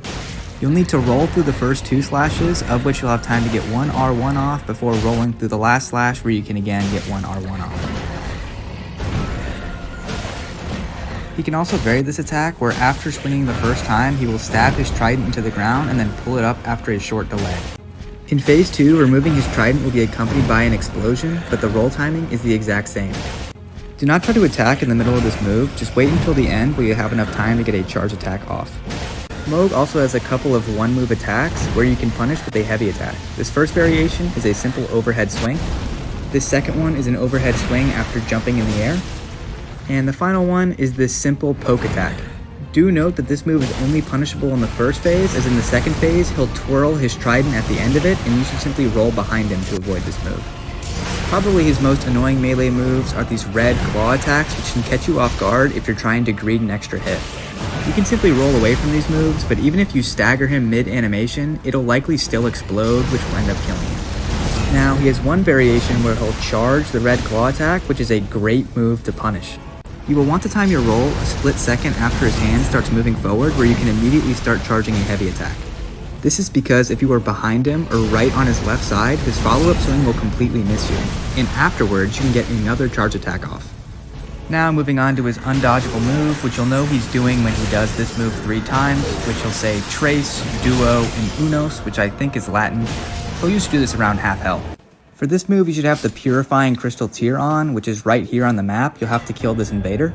This tier will allow you to take almost no damage, which will allow you to attack him when he's doing this animation. Now, he will take reduced damage here, but a lot of the times if you stack enough charge attacks, you can actually stagger him out of his first attack in the second phase.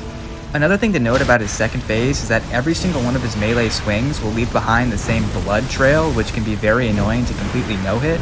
But since you already technically got hit, you really just shouldn't even worry about it, as you're not going to be able to get a no-hit run regardless. Now, Mohg gets wings in the second phase, which allows him to perform all of these new flying combos, which can be a little bit tricky to avoid. All of these flying combos start the same way, of which he'll fly up in the air and throw blood at you, of which you'll want to roll forward through, and then he'll fly down towards you, again, which you're going to want to roll forward through. In this first variation, he'll flick his trident up, of which you'll want to roll through the blood trail, and then he'll slam his trident in the ground, creating this explosion. This is the same move as before, of which you can punish with a heavy attack. This second variation is very similar to the first, although his final attack is a little bit different, as he'll simply glide down towards you, which you can punish again with a heavy attack. And finally, he can choose to simply throw blood at you after swooping down at you, which you can't punish but can be avoided with a well-timed roll. And I have one last side note to mention, and that's for people that may be struggling with the Sanguine Noble Invasion if you're doing like a super challenge run. If you come to this spot on the map, you can simply walk off this rock when he comes towards you, and he'll follow you, which will allow you to actually enter the portal, and you will have successfully completed the invasion. And that brings me to the end of my Mohg no-hit guide. Let me know if you guys have any questions. If you wanted to see my general strategy during the fight, you can stay to watch my about 5-minute long successful run from my level 1 torch run on Mohg, where it wasn't technically a no-hit, again because I got hit by his Nihil move, and I took a little bit of the fire tick damage, but I wasn't explicitly going for a no-hit here, as it wasn't even possible, and I was really just trying to get to the DLC. Also, if you are really struggling with Mohg, I'd recommend looking up one of the many cheeses online, as I know there's a definite way to kill him instantly by like falling off the map and popping a heal spell. So for people that are just trying to get to the DLC, I'd recommend looking up one of those videos.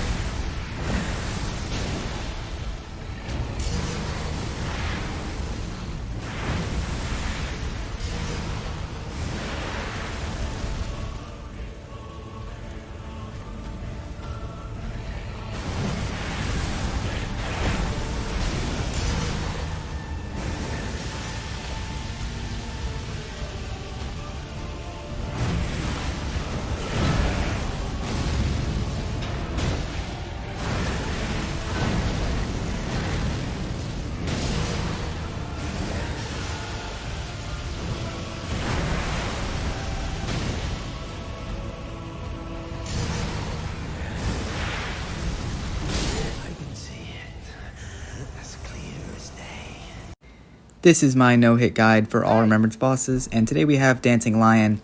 And let's just say that I would rather try to no-hit pre-nerf Consort Radahn with a frigid outskirts run back than ever think about fighting this guy again. I consider this fight to be the prime example of style over substance, as he looks pretty cool and his soundtrack is amazing, but everything from his gameplay mechanics to his actual moveset to the camera in this fight is downright terrible. These two men in the trenchcoat have almost zero guaranteed openings, especially in the lightning and frost phase, and I would highly recommend that you simply avoid trying to no-hit this fight, but regardless, I am going to jump into his moveset here. I am first going to cover the moves that can be punished in any phase of his, then I'm going to move into the rest of his melee moveset, and then finally cover his phase-specific moves. His most common move that you can punish across all phases is the one being shown on screen, although your dodge timing will have to differ depending on what phase he's in. He will begin this move by flipping backward and roaring before charging at you twice. You will want to time your roll shortly after you initially see him approaching you, where if you are in the win phase, you'll have time to get one R1 off where his second attack will completely miss you, although this dodge timing is a little bit iffy and it didn't always work for me. If you are in the lightning phase, you are safe to roll into him, but do not try to get the R1 off as you will die to a lightning strike 100 times out of 100. This move is particularly challenging to dodge in the ice phase as he'll spawn ice on top of your roll destination, so I would highly recommend running away from this move if you can, otherwise you'll need perfect timing. After his two charges, he'll slam the ground, of which you'll be well out of range of, but then he'll start blowing whatever element phase he's in a circle. You can look to try to get a jumping attack in by jumping over whatever element, followed by a heavy attack, or you can simply run in at the end and get one heavy attack off. It's always possible to get the extra attack in, but for a move I'm going to mention later, I found it a little bit too risky. Another very similar move you can look to punish is his 360 elemental attack, where you just need to distance yourself from the first two waves, then jump in at the last second, where again you can get a jumping attack off plus a heavy attack, or just a heavy attack. You'll want to look to start charging your attack when you see him twirl around. Another attack you can look to punish in any phase is this attack where he'll stand up in the air. You'll want to walk towards his backside and you can get a couple of R1s off. In the lightning phase, you'll have to look to avoid the lightning pillars, and do note that he doesn't always allow for a punish here as he can quickly turn around. The last attack you can always look to safely punish is this grab attack, which starts with him biting down twice. This attack is super delayed, so make sure to time your dodge accordingly. Only dodge when he starts to charge towards you. If you're right under him, you can also dodge his attack by walking to the side, although its hitbox is super buggy, so I wouldn't recommend it. You can safely punish this with a heavy attack. Those were his only universal moves that I found you could safely punish every time, so I'll now be moving into his basic melee moveset. He's got two lunging attacks, the first one being when he tilts his head to the right. You can either roll through this one if he catches you off guard, or you can roll with him to punish with one R1 only during the win phase. The second of his lunging attacks begins with a leap to your left, of which you can roll diagonally to your right to get one R1 punish off, again only during the win phase. You can punish these moves during other phases, but it's not consistent enough to do every time, especially in the lightning phase. A common follow-up for these moves is this backflip attack, which is very easy to dodge and can be punished with a heavy attack during the first phase, but during both the lightning phase and the ice phase, it's not safe to punish for a reason you just saw. Now, a common follow-up for his backflip and his circular wind attacks is this very quick bite move, which proved to be the most deadly move for me on my attempts. It comes out extremely fast, and you kind of always need to be expecting it in order for you to dodge it effectively, although it does have a silver lining in that it leaves a massive opening. By dodging through his head, you can kind of wail on him on his side, and all of his follow-up attacks will completely miss, and you can even run in at the end and get a heavy attack off. Sometimes I was even able to chain two of them together. However, this move still killed me about 80% of the time, as its tail is kind of not a tail at all, and it kind of just looks like he's standing idle. The tail is this very small head tilt to the left, which is going to take a lot of practice for you to be able to actually recognize. This becomes even harder when you accompany it with this plethora of other bite moves, all of which are slightly delayed. He can do these while you're right on top of him or on his side, of which he'll look back at you before biting, and you can really dodge these any way you want, into him or away from him, but you're only going to be able to punish these in the wind phase, if at all, as in the lightning phase there's going to be constant lightning strikes around you, and in the freeze phase there's going to be constant freeze explosions happening, which require very specific dodge timings. He can also throw in a couple of tail attacks, of which will kind of be moving in a circle while doing it, and you can roll through these, but a lot of times he'll just completely whiff if you're on his side. Moving on to his elemental attacks, and first up we got this one which he can do in any phase, but he'll just blow his whatever element at you in a straight line, and you can avoid this by sprinting to either side of you. For the lightning phase, his only new attack is this lightning bolt, which he'll throw at you in a straight line, and then it will leave an AoE which you can simply walk or roll out of. Note that he can also throw 2 of these in quick succession. For the ice phase, he gets this Hoarfrost Stomp move, which is a great move to punish. You're going to want to look to run in and get a jumping heavy attack off. This will probably be your #1 source of damage in this phase, as it's far too risky to try to get extra hits in during his basic attack combos. Do note that this move extends very far, so don't think you're safe if you're far away from him. If the Dancing Lion triggers his wind phase again, he actually gains 2 new moves. The first of which starts with him creating a massive tornado around himself, on which he'll unleash that tornado at you. You can run away and dodge at the last second to avoid this move.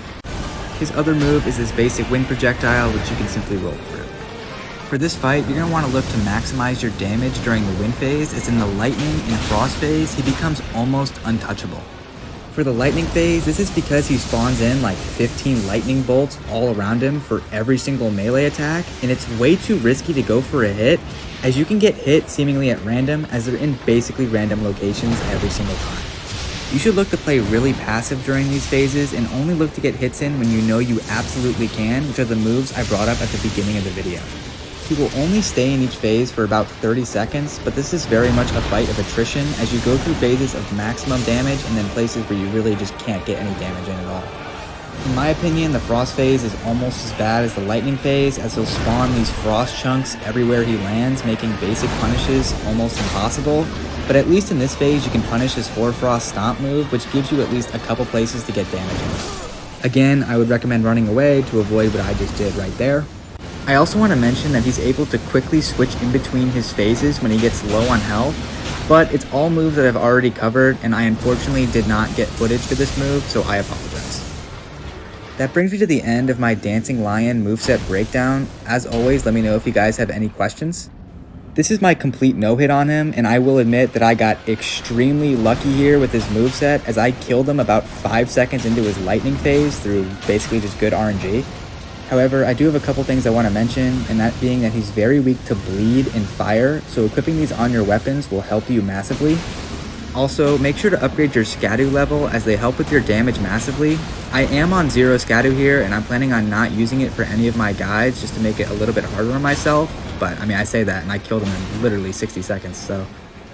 Also, if you're looking for a guide in all the Scadutree fragment locations, I actually made videos on these when the DLC first came out, and if you're interested, you can go check them out. I show not only where they are, but how to get to them as well.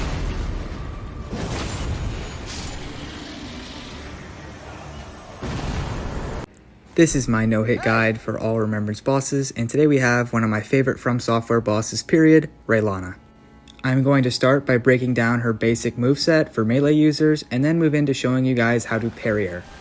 Overall, Rellana is a fight where you're going to want to play pretty passive, only going in when you absolutely know you can get a punish window off, and you're going to be kind of letting her do her own thing for most of the fight. Her most common combo starter is this dash attack, which is very similar to Malenia's. You can either roll through her or away from her, but you want to stay at like a medium distance to where she'll still be doing her full attack combo, but you won't be in range of it. Only roll into her when you see her doing one of a few select moves. One of which is when she puts both of her swords in an X above her head. This can come in the form of a gap closing move like you just saw, or to end a combo. Another punishable move is this double sword slice, which comes at the end of a combo that she'll start with a poke attack. However, this move can be easily confused with this variation, of which she'll start with the double sword attack and then follow it up with a second one.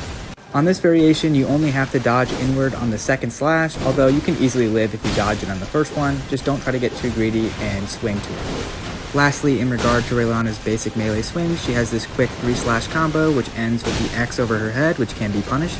And she has this quick overhead 2-slash attack, which you can roll in from or away from.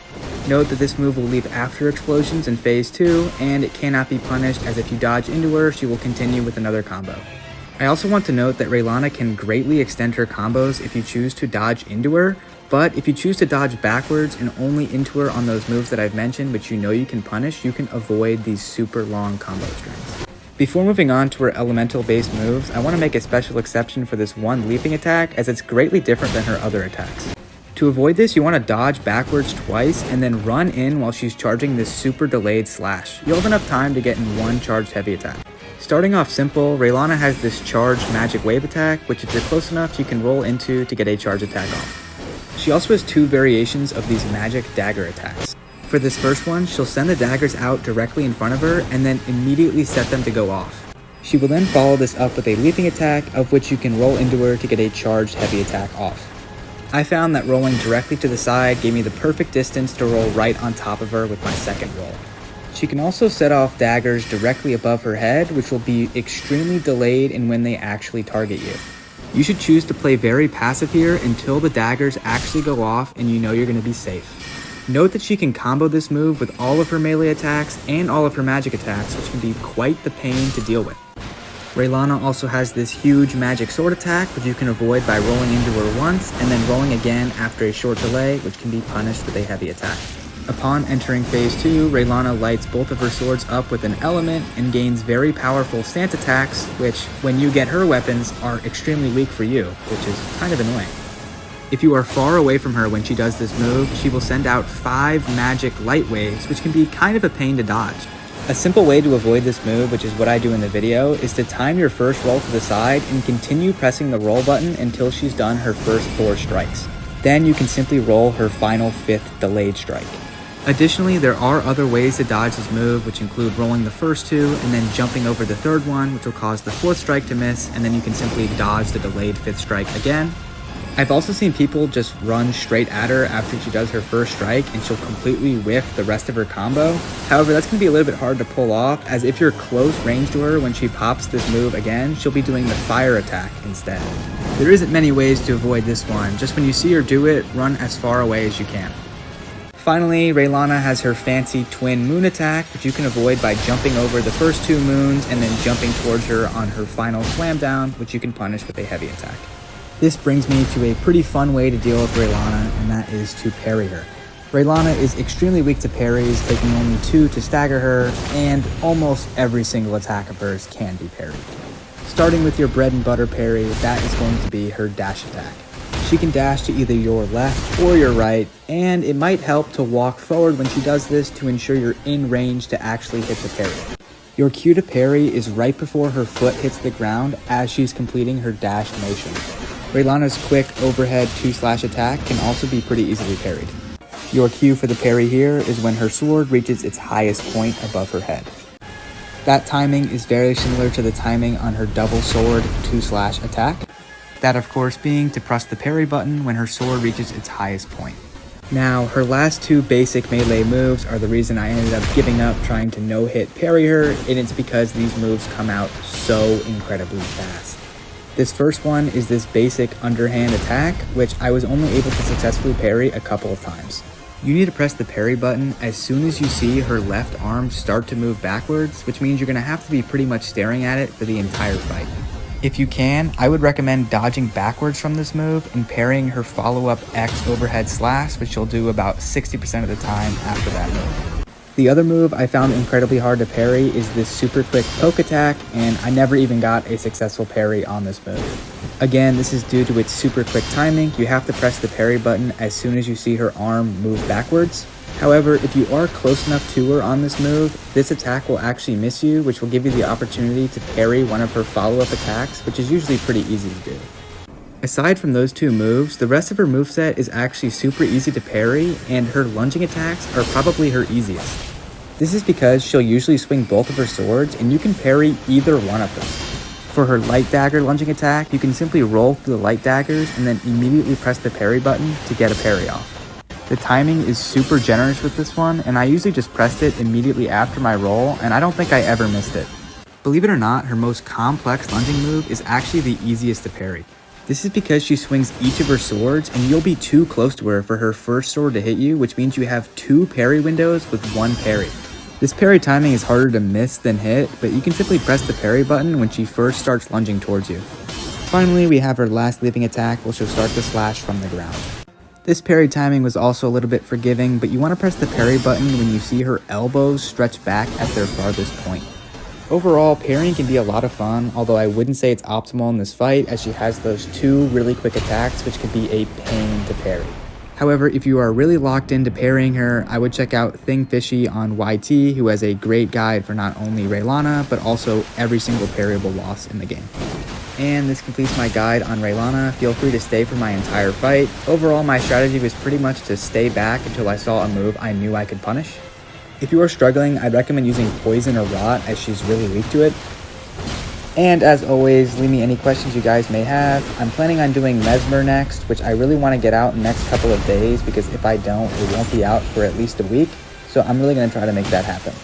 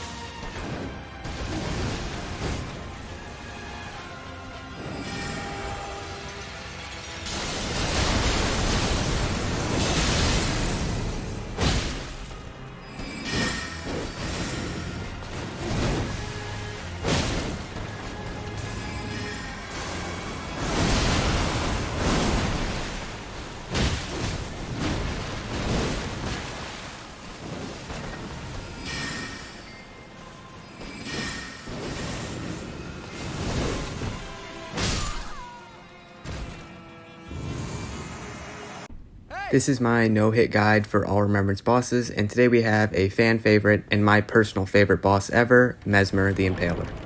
I'm going to be breaking down how to dodge all of his moves, including his snake attack, so skip to the time on the screen for that, but I'm going to start with his basic melee moveset. The majority of Messmer's combos start with him igniting the surrounding area around him in fire, of which he has several variations for follow-ups to this initial attack. This first variation is a series of 4 poke attacks, of which you're going to want to either walk backwards or roll backwards to stay just out of range. The last of his pokes is a delayed attack, which you can roll into to get a charged heavy attack off. Note that if you put too much distance between you and Messmer, he won't do this last charge attack variation, meaning you cannot get a punish off. You should also be aware of the arena during this move, as if you back yourself into a corner, you're not going to have enough space to successfully outrange his poke attacks. The second variation of this attack starts with 1 poke, where he'll follow it up with a horizontal slash and then end it with 1 charged poke attack. For this variation, you want to roll backwards for his initial fire spread and his first poke attack, but then roll inwards on the horizontal slash, which will allow you to get 1 R1 off, and then you can dodge 1 final time to punish him with a charged heavy attack. Note that if you want to punish him with a charged heavy attack on his final swing, you're going to need to roll directly into him, as you're going to be so close to him where you can roll behind him, and then if you try to get your charged heavy attack off, you might not have enough time. In phase 2, Messmer loses the ability to do the first 2 variations, and he'll always do this third variation. This one is simpler to dodge than the other ones, but gives a shorter punish window. This variation only features 2 pokes, with the second one being delayed. If you roll into the second poke, you can punish with 1 R1, but he'll always dash away after this, of which you should roll. If Messmer ever sprays the area around him with a backhand slash, as seen here, he will always do this specific combo. This is a kind of get off me move, but you can simply roll through his 1 horizontal slash, and if you're close enough, you can punish with 1 R1. Note that for his other variations, he will usually start with an underhand spread of fire, but if you are directly behind him, it will also be a backhand sort of slash. Note that this variation occurs when he does that backhand slash when you are right in front of him. I also want to note that Messmer can do these melee moves without lighting the surrounding area in fire, although he does do it very rarely. Messmer has one more complex melee combo that doesn't start with him lighting the surrounding area in fire. Instead, this move is denoted by Messmer entering a crouch position where he'll light the tip of his spear on fire. To avoid this move, you'll need to roll to the side for his first vertical swing and then into him for his first horizontal swing. This will allow you to get one light attack off before he'll spin in a circle for his second horizontal attack and then lift up into the air and slam the ground. You can punish this with a charged heavy attack at the end of the combo. Finally, moving on to Messmer's last basic melee combos. Up first we have this separating attack. This is just a simple 2-swing combo used to create distance, and you can dodge it any way you like, but if you are sort of far away when he does this, you can roll with him to punish with one R1. In phase 2, Messmer also gets this spiral attack, which you can dodge away from, or if you are far away, you can actually jump over this attack, which is pretty interesting. Also, a phase 2 exclusive is this little kickback move, which he almost never does, so don't really worry about this one. And finally, his last melee move is his grab attack, which you can roll into and punish with a charged heavy attack. This brings me to Messmer's ranged moves, of which he has a few of. The first of which is this homing fireball, which isn't tough to dodge on its own, but it does obscure your vision a little bit, so always be looking at Messmer when he pops this move. He also has a spear throw, which is probably his worst move as it's a 1-move dodge and has a huge punish window. You can get multiple hits off if you start charging your first before he lands. Messmer also has his massive fireball move, which he'll usually start phase 1 and phase 2 with, which you can avoid by rolling away and then rolling into him. Note that if he does this move in the middle of the fight, it can be a little bit tricky to dodge, so make sure you time your first roll only when you start to see him descend towards you. This finally brings me to Messmer's last 2 non-snake attacks, which are his leaping attacks, which are probably his trickiest to dodge of his melee moveset. His more complicated leaping attack, which is his weapon's Ash of War, is actually easier to dodge than his simpler one. Messmer begins this attack by lighting his spear on fire before leaping in the air and charging at you. Upon rolling this attack, you're going to want to walk forward at him and only roll when you see him face you. The later your roll, the better, as you're going to want to roll behind his quick set of slashes. Following his second charge, Messmer will leap into the air before slamming the ground. You can simply stand still and look at him as he will completely miss you, but you do have to dodge his follow-up attack where he'll lift spears up from the ground. This attack leaves a big punish window, so be sure to take advantage. Here is the complete unedited dodge.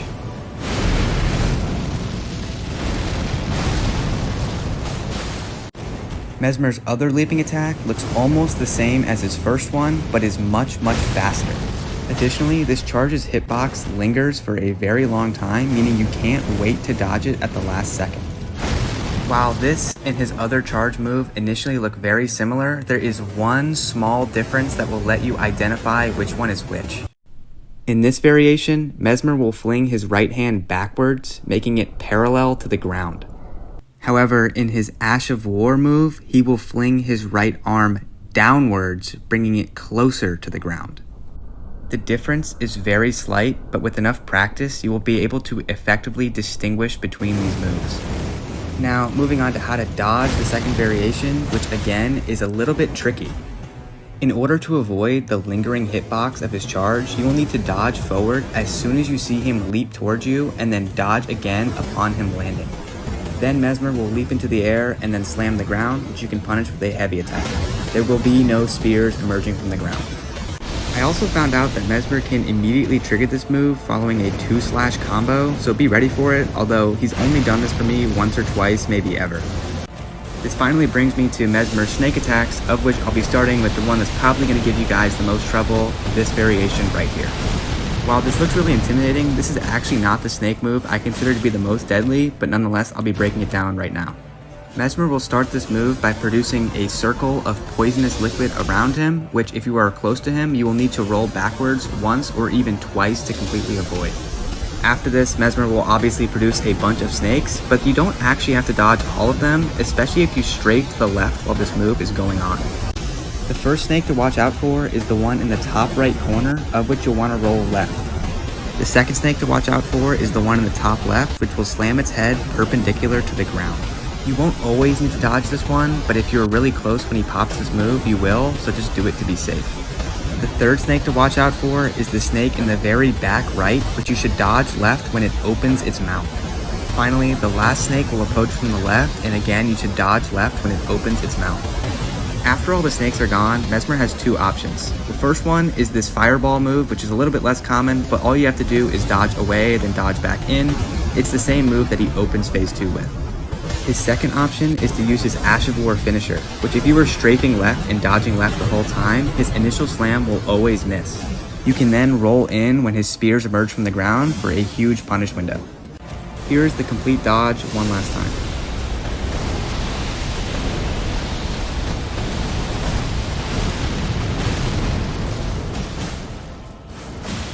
Moving on to the snake move that I consider to be the most deadly, although it is pretty rare, is this variation right here.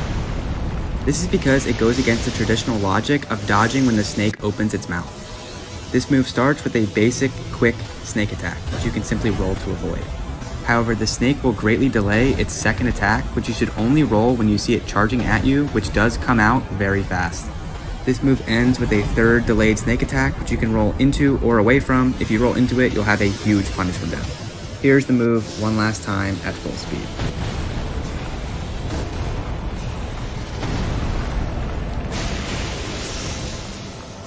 Messmer has a second 3-hit snake combo, which is again pretty tricky to dodge. The key to this one is rolling through the second strike and then rolling backwards to the right to dodge the third strike, which will leave a big punish window. If you don't roll diagonally backwards or dodge through the second snake attack, this final bite is likely to hit you. Messmer's last multi-hit snake combo is this one right here. A large pool will emerge beneath you, which you can roll out of or walk away from, where the snake will then emerge up and then attack you down. This move leaves a smaller attack opening than the previous. Messmer also has a couple one-off snake attacks, which can be pretty easily avoided, although the second one can be a little bit tricky. You will want to roll this one when the snake head is at its farthest point on the right.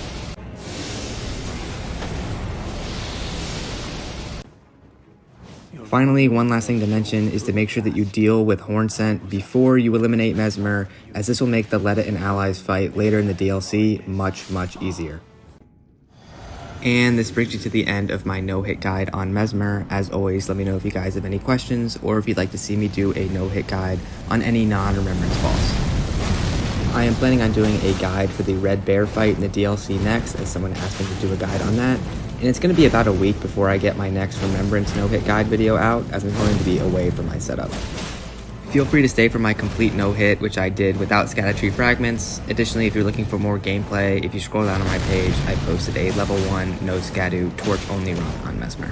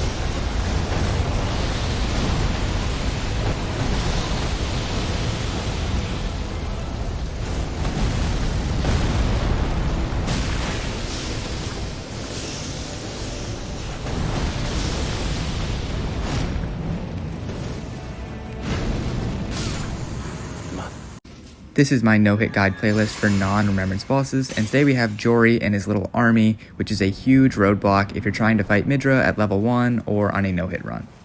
This fight is pretty much impossible to no-hit legitimately, although there is a pretty easy way to cheese him, and that is to backstab loop him. At the beginning of the fight, Jori can start with a bunch of magic spam, but you can simply hide behind the tombstones and wait for him to pop this specific attack where you can sprint at him and get your first backstab. Now comes the hard part where you have to backstab loop him. After you get your backstab, you should run up directly behind Jori, closer to his left leg than his right leg, and as he moves, you need to constantly be strafing to the left. By strafing, you can constantly avoid any magic attacks he may throw at you, which will completely miss you, and you're ensuring that you're in the correct spot to cancel his teleport move, which you must interrupt before he gets off. His teleport move is denoted by him placing both of his hands on his staff and placing it directly in front of him. If he gets this move off, not only does it do damage and you'll likely die, but he'll teleport away and summon all of his friends, in which you should just give up at that point. In terms of your build, you should obviously be running a critical attack build, which includes the Dagger Talisman and the Blade of Mercy Talisman, which is found just as you enter the DLC. Also make sure you sort out your build before you enter the Darklight Catacombs, as once you reach Jori, there is not a Site of Grace, only a Stake of Marika, so if you want to change something up, you're going to have to run all the way through the Catacombs again, which is a huge pain. I myself did not realize that here, which is why my physic is completely useless, and I did not maximize my damage output, but with enough practice, you'll be able to get it down eventually. It took me about 30 minutes, and this was my first ever try doing this. This is my no-hit guide for all Remembrance bosses, and today we have Midra, who is a really fun fight, but one that could probably use a little bit more health and a more fleshed out area in order to be one of the all-time greats. In this guide, I'm going to be starting with a complete moveset breakdown, and then show you my final fight and go over a little bit of strategy tips. With that being said, I'm going to start with his melee moveset. Midra's melee moveset is almost entirely horizontal swings, although he will greatly vary his timings depending on what combo he's doing. His most common move is the simple 3-swing combo, which has 2 slower swings, and the third one is a fast follow-up. This move is pretty intuitive to dodge and can be punished with a couple of basic attacks or a heavy attack. However, this 3-swing combo begins with 2 quick slashes followed by a slash that distances Midra from you and leaves an after effect. This lingering fire does in fact do damage, and it caught me off guard more than once. Make sure you're always ready for this variation, and you can know he's doing this specific variation as he'll swing from his left side as opposed to his right side in the previous version.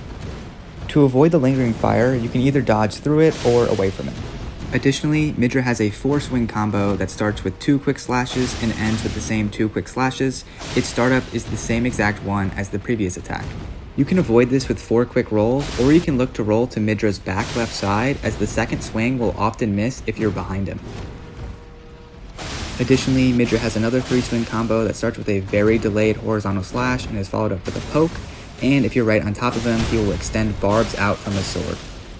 This move can be distinguished by its very long windup and is pretty intuitive to dodge. It can be avoided with 3 well-timed rolls, and a lot of the times he won't even do the third follow-up attack. This can be punished with a charge heavy attack. One last thing to note before I get into Midra's more complex melee combos, and that is that he can splice this frenzy attack in between his combos.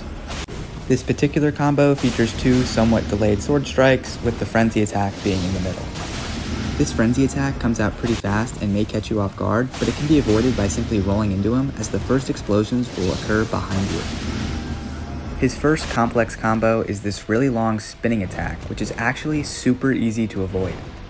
This is because you can crouch right under him during his longest spin animation, and his attacks will completely miss you. He will start this combo with a super delayed slash, of which you want to roll, and then immediately roll back into him to close the distance in order to crouch dodge this move. In Phase 2, Midra gains a couple of moves that leave the lingering fire effect in the arena, with this particular move being his longest combo variation. This combo starts with a very delayed sword swing, of which you'll want to dodge when his flaming head reaches its lowest point. He will then follow this up with 2 normal swings, of which you'll want to roll through. His 4th swing comes out very fast, so you'll want to roll immediately, but his 5th swing is super delayed, giving you enough time to get 1 R1 off before he actually swings, and then of course you can punish him at the end of the combo with a couple free hits. Here's the combo one last time at full speed.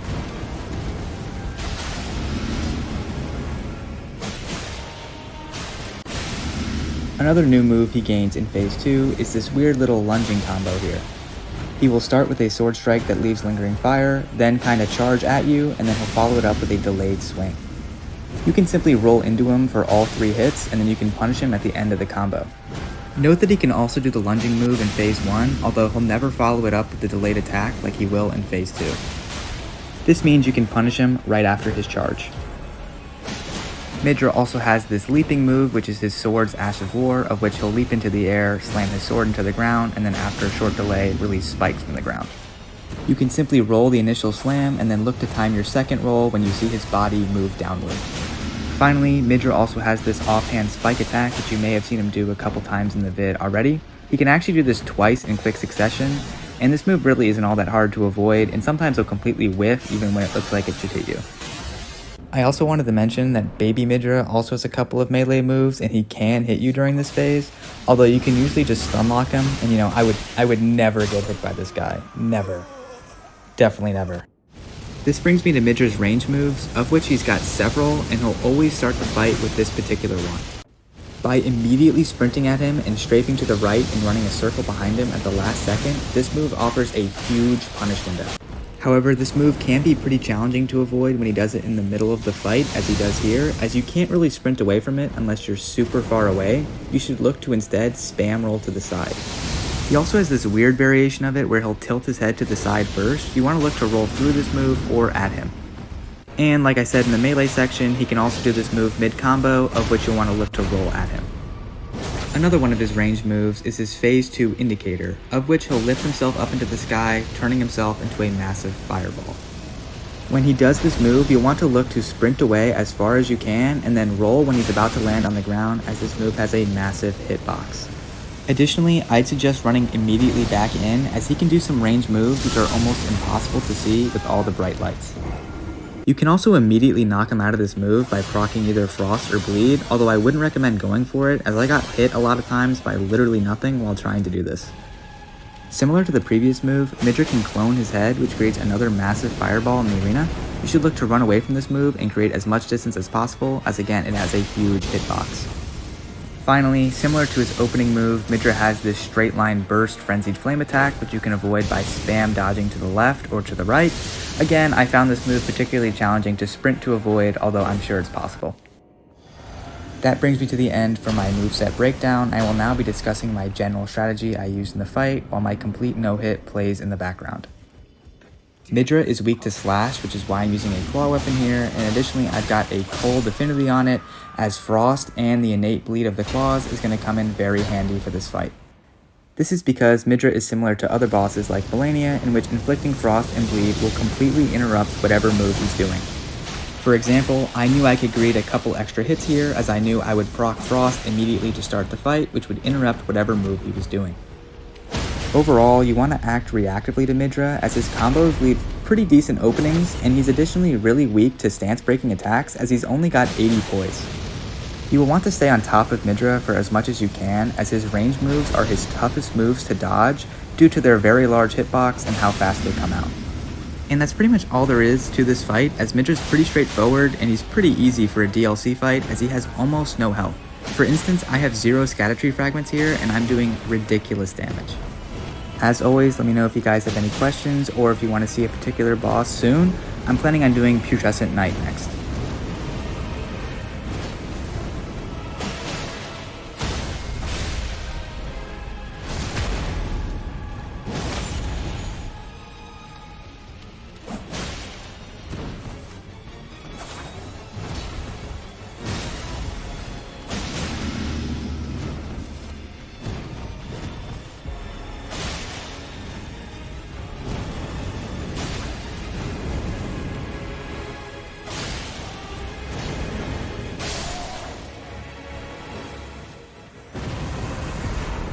This is my no-hit guide for all Remembrance bosses, and today we have Putrescent Knight, who is probably the easiest DLC Remembrance to no-hit.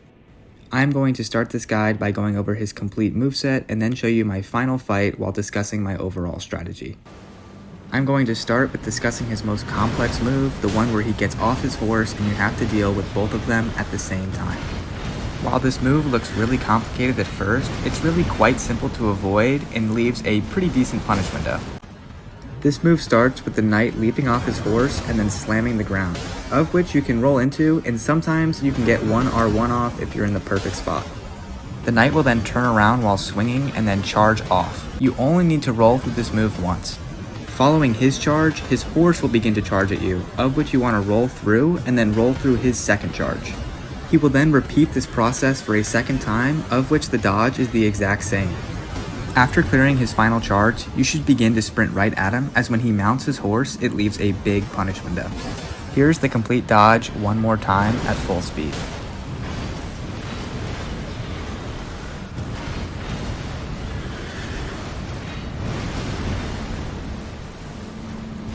I will now be breaking down the rest of his melee combos, and one thing you should know is that he has a ton of delayed attacks. However, this first move is just a simple horizontal slash, which is something he might do to start the fight. If you roll this move to the left side of his horse, you can begin charging a heavy attack, as his horse will physically move you to ensure you make contact with him. However, if you don't get the perfect roll timing, you can look to punish this move with a running attack. The first of his combos I'll be going over is this one right here, which is very much his bread and butter combo. He will do this 4 to 5 times a fight. This move starts with a very delayed slash, followed by a very quick attack, and then finally another delayed slash. You can simply roll into this move 3 times, although make sure to time your roll on the first slash accordingly, and you can punish this with a charged heavy attack. He also has this much less common 3-move combo, which starts with 2 normal swings, followed by a swing that's delayed and also distances himself from you. This move looks very similar to the next move I'm going to discuss, which resulted in me several times rolling a 4th time when it wasn't really necessary, but it's not going to cost you anything here. That move is this one right here, which is a 5-hit combo. The first 2 moves of this combo are the exact same as the previous one, however, instead of doing the delayed 3rd slash, he'll immediately follow up his 2nd slash with a quick 3rd slash. He will then perform 2 overhead slams, and at the end of the combo you can punish with a heavy attack. Here's the complete combo one last time. I also want to note that he can do the 2 overhead slams at any time during the fight, although it's most common after he raises his horse up in the air. He most often did this 2 overhead slam combo right after I staggered him. Also, never try to punish in between the slams, as you will die. Additionally, the knight has this one-handed overhand combo, which you can simply roll into and punish with an R1. He can also immediately trigger a sweep after this move, of which your first R1 will miss, but if you press R1 again after dodging his second sweep, you will hit him. Finally, the knight's last melee move is this 2-slash combo, where he'll slash once while riding away on his horse and then slash a second time. Also, the knight's horse has a roar attack, which is, in my experience, the most deadly move this guy has. The roll timing on this is to roll when his horse reaches his highest point in the air, which is slightly after he initially raises himself. In this clip, I rolled too early and I got hit by this roar attack's massive hitbox. Also, never roll directly into him on this move, you'll need to roll behind him or away. In terms of ranged attacks, the knight can throw his cleaver up to 2 times consecutively, and this move is denoted by the knight running away on his horse while raising his right arm. You will want to look to roll through the cleaver twice, and you can punish this with a charged heavy attack, but only in phase 1. In phase 2, rolling into the cleaver and trying to go for a punish results in this horse stomp attack, which caught me off guard here in this clip, and unfortunately I did not get a successful dodge in this move. Just make sure to watch out for it on your runs. The knight also has a couple of ranged frost fire attacks, including this one right here, which signifies his transition into phase 2. He will start this off by distancing himself by throwing his cleaver, and then unleashes 3 waves of fire, of which you'll have to jump over. The timing on the jumps is a little bit iffy, as I did get hit a couple of times while doing this. I'd recommend jumping a little bit later than you would expect. After entering phase 2, the knight gains access to the rest of his frost fire attacks, of which work similarly to Midra's frenzied flame attacks. If you are far away, you should look to roll to the side when the fire approaches you, but if you are right on top of him, you should look to roll into him after a slight delay. I died several times because I rolled when I saw the goo rather than when it was about to land. For his final attack, he'll start by raising his horse up in the air and sending out the fire goo in a circle around him. You should look to lock off here and turn around to look when the goo is approaching you, and then jump when it reaches you. And that brings you to the end of my moveset breakdown, and I will now be showing you my complete fight while discussing my general strategy. I had to move away from my typical claw weapons here, as the knight is very resistant to slash and completely immune to status effects like frostbite and bleed. If you are struggling on this fight, I'd highly recommend either using Holy or Scarlet Rod, as this boss is weak to those elements. I didn't use them here as I have a dedicated strength build. Overall, you should be looking to close the distance between you and the knight as much as possible, as he does a lot of stalling which can really drag out your fight. Other than that, this boss comes down to learning his melee moveset and when to punish, which I have covered in the beginning of this video. It took me a little bit to learn his moveset due to the vast number of delayed attacks this guy has, but in terms of the DLC, this is probably the easiest Remembrance boss to know. Feel free to watch the end of my fight, and as always, let me know if you guys have any questions, or if you want to see a particular Remembrance boss earlier than the others. Again, I'm at a little bit of a crossroads point here where I can pretty much do any Remembrance boss in the DLC.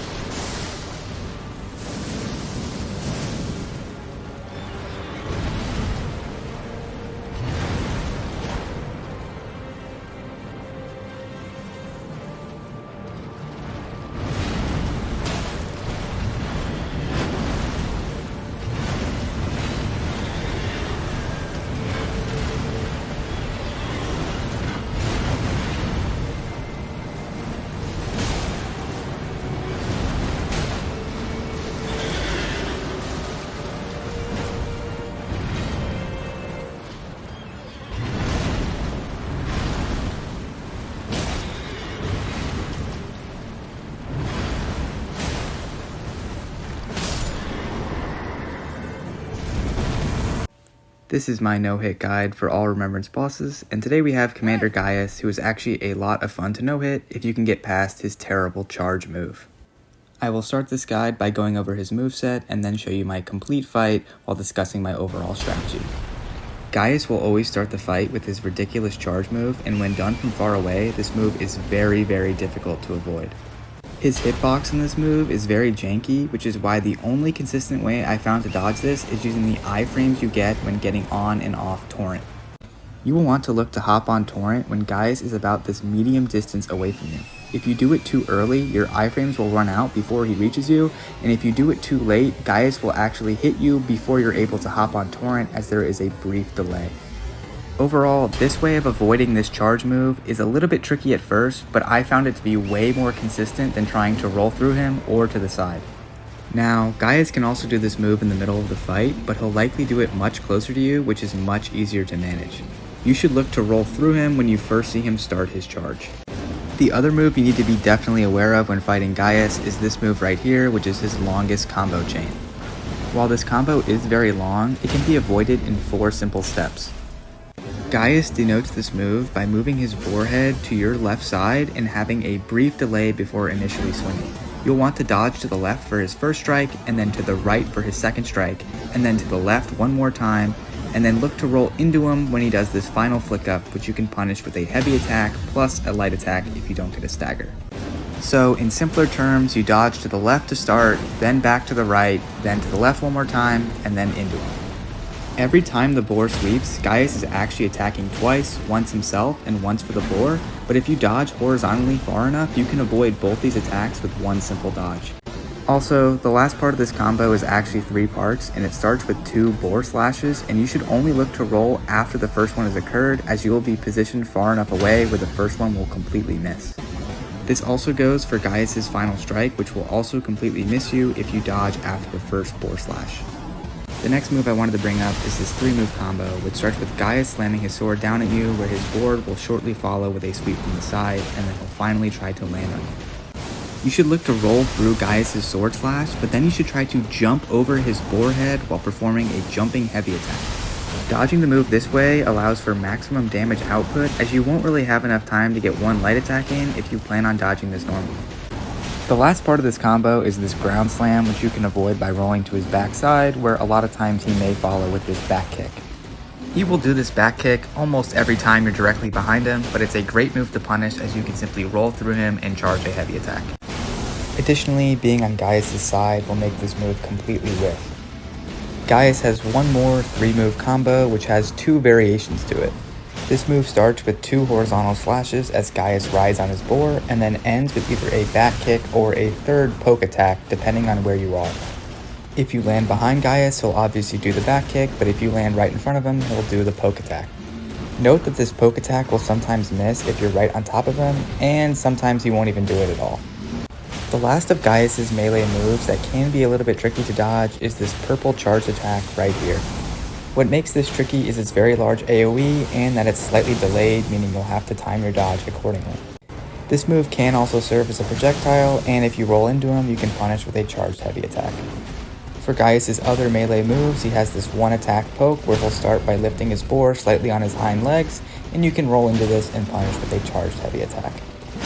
Gaius also has a couple of boar exclusive attacks, which includes this one right here, which we already covered as it's part of the end of a combo chain. Gaius can also slam his boar's head down twice, which gives you enough time to get 1 R1 in between, and you can end it off with a charged heavy attack.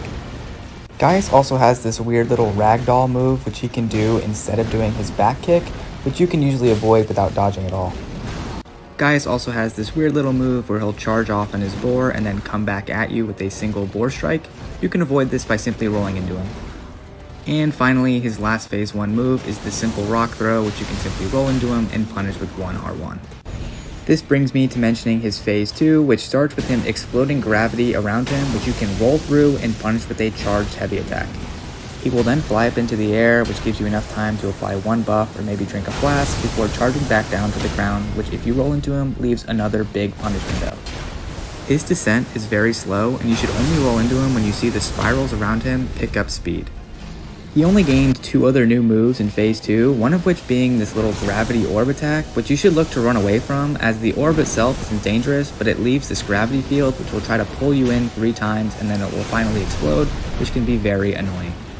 He also gets this other new dash move which I didn't even know existed until I double checked the wiki. This move is super rare, but you can just avoid it by rolling into him. And that brings me to the end of my moveset breakdown on Gaius, and I'm now going to play my complete no-hit in the background while I discuss my overall strategy. Gaius is resistant to frost, bleed, and slash damage, which is literally everything I typically use, so I had to switch over to this basic club, and if you're still struggling, I'd recommend using holy damage as that's what he's weak to. Gaius is actually a really fun fight to learn how to no-hit, as it's pretty rewarding to dodge all of his moves, and you can also vary your dodge positioning to force out this back kick move here, which is especially terrible. Gaius gained a bad reputation when the DLC first dropped, as his charge hitbox was even more ridiculous than it is now, but he's actually a very fair fight that leaves a lot of decent openings. I'd recommend trying to close the distance on Gaius as much as possible, as really the only move to watch out for is his charge attack. One last thing I have to mention is that getting critical attacks off on Gaius is pretty difficult despite you getting staggers quite often, and that's because you can only riposte the boar's left eye. So unless you're on Gaius' left side or right next to the boar's head, I'd recommend just trying to maximize your damage instead of trying to get the critical attack off. That's pretty much all I have to say about Gaius. As always, let me know if you guys have any questions, or if you want me to do a no-hit guide on any particular non-remembrance boss, or of course, if you want me to do a particular remembrance boss earlier than usual. I'm getting down to the end here. I've only got a couple left, so let me know.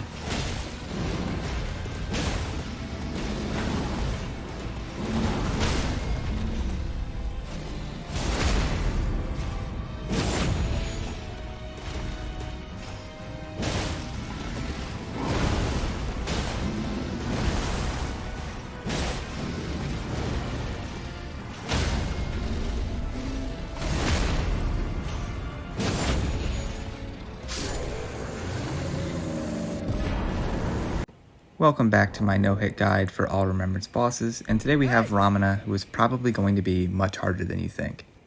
Romina tends to stall quite often, and has several moves which require very precise dodges, and in this guide I'll be going over her complete moveset, then showing you my final no-hit fight. Romina's toughest move to dodge is this double 360 attack, as it requires you to dodge very early on the first slash, and the hitbox in this move is quite odd. To avoid this move, you'll need to roll left as soon as you see Romina start to twirl, and then immediately roll into her. Here you can start to charge a heavy attack as her final centipede attack will completely miss you, and this move leaves a huge punish window to punish with multiple hits. This dodge timing will take several attempts for you to get down, but here is it one last time at full speed. Romina's next toughest move to avoid is this 4-slash attack, which comes out very fast and covers a wide area.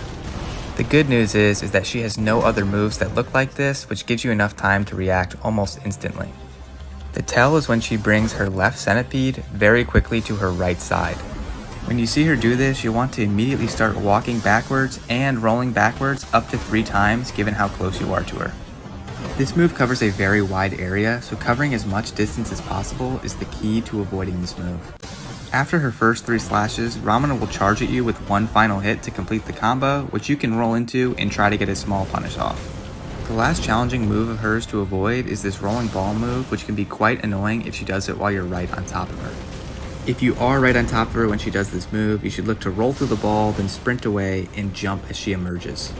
While the jump may not always be necessary, you will occasionally be in range of her slash, so it's good to do it just in case. This dodge also works if you're at like a medium distance, but if you're far away from her, you should just run away from the ball completely. Also, never try to roll into her on this move to punish, as it's very much a roll catch. This brings me into discussing the rest of her moves, and this one right here is her most common move and it's going to be the easiest one for you to punish. For this move, she'll jump up into the air and slash twice, of which you can roll into twice and punish with a charged heavy attack on most weapons. She will often follow this move up with this distancing slash, which you can simply roll into to avoid. She can also do this basic 2-swing combo when you're right on top of her without the jump that comes first. Moving on to her stinger attack, of which she'll start with one basic swing before jumping up in the air and slamming down. You can roll into the initial swing, just make sure you don't punish immediately, as it could be that 2-swing combo I just mentioned. The actual stinger attack has a very obvious tell, where the tip of the stinger will light up pink and a sound key will be made. Look to roll backwards after you either hear or see the cue, and you can punish this with a charged heavy attack. Romina also has these 2 1-move centipede poke attacks, which you can simply roll into and punish with a charged heavy. This variation right here is actually a grab attack, but the dodge is the exact same. Additionally, Romina has this melee centipede attack, which is actually very different than the first 2, and you want to roll through this one to the right and then look to jump over the second attack, and you can punish this with a jumping heavy attack. Romina also has a 1-move stinger attack, which you should look to roll into after a brief delay. You can punish this with an R1, but something I want to mention is that this move can be very deceptive if she's near the edge of the arena, as her stinger will be hidden inside of the wall. Romina's last phase 1 move is this double 360 jumping attack. This move looks complicated, but you can simply roll into it twice and punish with a jumping heavy attack as you run towards her. This brings me to her phase 2 transition, which she'll spawn a bunch of butterflies right on top of her, and note that you have to guess when she's going to do this move, as she can do it right on top of you and there's absolutely nothing you can do about it. She will do this move at around 50% health, so always be aware when she's in the range where she could possibly do this move. She can also do this move in the middle of the fight, but she'll always do it when you're far away from her, and it's much smaller in scale. After the initial explosion, you should just look to run away and find an area in the arena where there isn't any butterflies. Usually towards the edge of the arena is safe, but there will also be pockets in the middle of the arena, like right here, which are also safe. I also want to note that her butterflies can actually damage herself here. Her only other phase 2 exclusive move is this triple flying attack, which looks complicated, but again isn't all that tough to avoid. Only look to roll when she's actually flying towards you, and at the end of the combo she'll leave that rotten butterfly effect, which you should look to roll twice away from, or you can sprint away from this move. Now, her second slash will oftentimes miss you completely, but it comes out much faster than the first and third slashes, so be ready to avoid it. That brings me to the end of my moveset breakdown, and I will now be showing you my complete no-hit fight while discussing my overall strategy. Now, Romina is very weak to fire, so I'd recommend equipping that on your weapon with an Ash of War like Flame of the Redbanes, which is what I'm using here. Now, a lot of people think Romina is pretty easy, but in my experience on my level 1 run and my level 1 torch run, she was just as hard, if not harder, than Messmer. This was largely due to her double 360 move and her ball move, which have very odd hitboxes. Romina is also pretty glitchy. I know I mentioned with her stinger move that can get caught up in the wall, but you can also be riding on top of her centipede, which is really odd and distracting while you're in the middle of the fight. Oftentimes Romina will be coming to you, but you should also look to close the distance on her, as Romina can stall a lot, especially in phase 2 with her Rotten Butterfly moves. Romina can also be pretty tricky to riposte. You should look to be standing on the right side of the little golden riposte symbol in order to actually get it off. And that's pretty much all I have to say about Romina. She's pretty straightforward when it comes to your general fighting strategy, where her true difficulty lies is in her hitbox.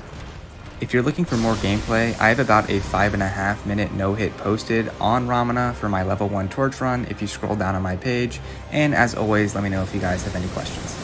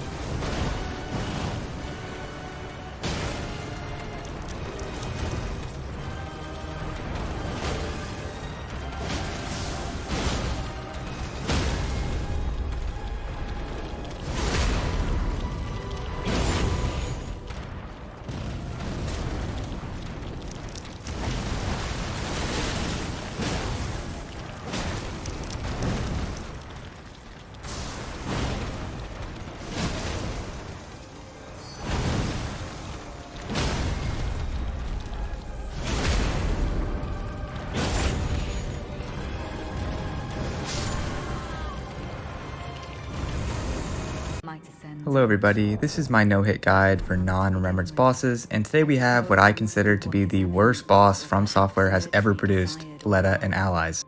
NPC fights are always terrible as they move so erratically and they are impossible to predict, which makes learning their moveset completely useless. However, the vast majority of NPC fights are really easy to cheese with Ashes of War, such as Giant's Hunt, which I'm doing here to Ancient Dragon Man, as it stunlocks them for eternity and they literally just can't do anything before they die. Or some NPC fights may have a glaring weakness to backstabbing, or in the case of Gideon, walking forward and pressing the basic attack button, as he has such little poise that he literally cannot cast a single spell. However, the traditional methods of cheesing an NPC fight are not available for Leda and Allies due to its nature as a gank fight. This turns a fight with already limited openings into one that has absolutely no openings, as the traditional ways of dealing with NPCs, i.e. stunlocking, are unavailable here, as you have to deal with multiple enemies at once. Additionally, the NPCs in the Leda and Allies fight have a very high amount of poise, which makes interrupting their basic attacks impossible. Despite all this fight would still be manageable if there was a way to separate the NPCs from each other, like columns, say, in Godskin Duo's arena. But for here, it is just an open arena, making that completely impossible. These NPCs will run right next to each other for the entirety of the fight. It is for that reason that I classify this fight as even worse than fights, say, like the Grave Robbers from DS2. Additionally, this fight punishes you for doing certain quest lines, only adding more allies to the fight, and you have to have prior knowledge in order to invade Hornsent to avoid making this a 3-on-1. You also become locked out of doing this after you defeat Messmer. Regardless of how I feel about the fight, it's still mandatory in order to fight PCR, so I'll be going through a strategy in order to deal with them. The first thing I'm going to say is that I'm actually going to recommend that you use summons, whether that be going through Ansbach's questline, as he's much better than the Sanguine Noble, or using those skeleton shield crashers, which are really great for NPC fights. This fight is completely unfair, and there's no reason that you should play fair as well. Depending on what kind of run you're doing, summons may become absolutely mandatory, like for instance on my level 1 torch run where I would have been absolutely hopeless, and I'd also strongly recommend using summons if you mess up the questline and you're fighting more than just Dryleaf Dane and Leda. Now, if you're letting yourself use pretty much any weapon in the game, but you still refuse to use summons, there are a couple of options available to you that will make the fight much easier. The one that I decided to use in my run was the Ash of War Giant Hunt, which is found right here in Liurnia by defeating a Knight's Cavalry. What makes this Ash of War so good is that it lifts NPCs up in the air, and you can spam cast it, allowing them to do absolutely nothing during the entirety of the fight.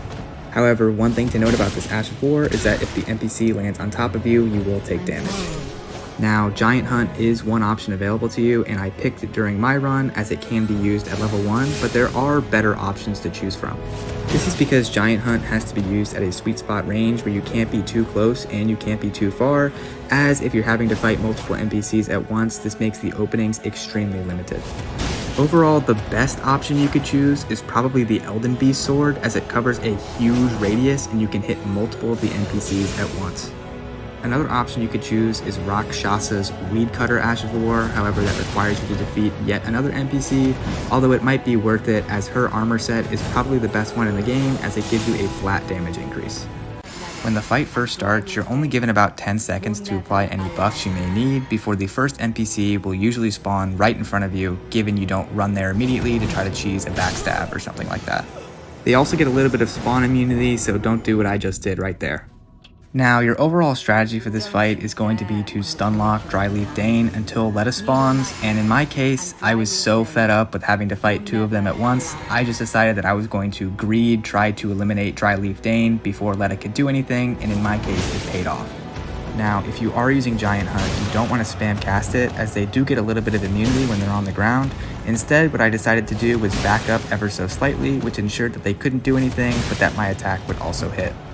Now, when you get Dryleaf Dane to about half health, Leda will spawn in, and this is where this fight becomes a huge pain. Now, she won't spawn in directly on top of you, which will allow you to get a couple extra hits in on Dane, and what I would recommend doing if you're planning on playing it safe is locking on and locking off to watch where she is. Now, in all honesty, I would recommend actually risking it trying to eliminate Dane before you can get the heal off, as by spamming Giant's Hunt you're able to do that, but in all likelihood this is going to get you killed more often than it doesn't. But I think it's worth it because if you have to fight both of them at once, the fight takes about 20 times longer. If you are in a situation where you have to fight multiple at once, you're going to be running away for the entire fight, waiting again for that sweet spot range where they're not close to each other and they're about a medium distance away from you. They will tend to distance themselves from each other when they cast a spell, although they'll sometimes spam backsteps in order to stay within range of each other. If you are using summons, your golden summon won't spawn in until Leda spawns in, but I would recommend just running away and keeping aggro on one of them, as your summon will do most of the work by themselves. Also, make sure to keep track of your FP, as if you run out, your Ash of War won't work. And that wraps up everything I have to say about Leda. As always, let me know if you guys have any questions or if you want to see a particular guide next, and I will also be happy to debate anybody in the comments who thinks Leda is a great fight. Hello everybody, and we have finally made it to the long-anticipated PCR no-hit guide. I want to preface this video by saying that yes, PCR is very hard, but after his nerfs, he is a 100% fair fight, and every single person watching this video is capable of no-hitting him. The beauty of the Souls games is that you only lose if you give up. So, if you never quit, you'll never lose. It is not about how many times you fall, it's about how many times you get back up. The footage you're seeing on screen is footage from my level 1 torch run where I didn't use any Scadutree fragments. I no-hit PCR for 12.5 minutes straight before I finally defeated him. I am by no means a pro player. I am your average Joe Schmo who defeated him through sheer determination, and I fully believe that anybody could do this if they put their mind to it. With that being said, in this guide, I'm going to be going through his entire moveset while focusing pretty much only on his Phase 2 moves, as every move he has in Phase 1 is simply upgraded in Phase 2. I am going to leave some timestamps on the screen so you can skip to a particular part of the video to understand how to dodge a certain move.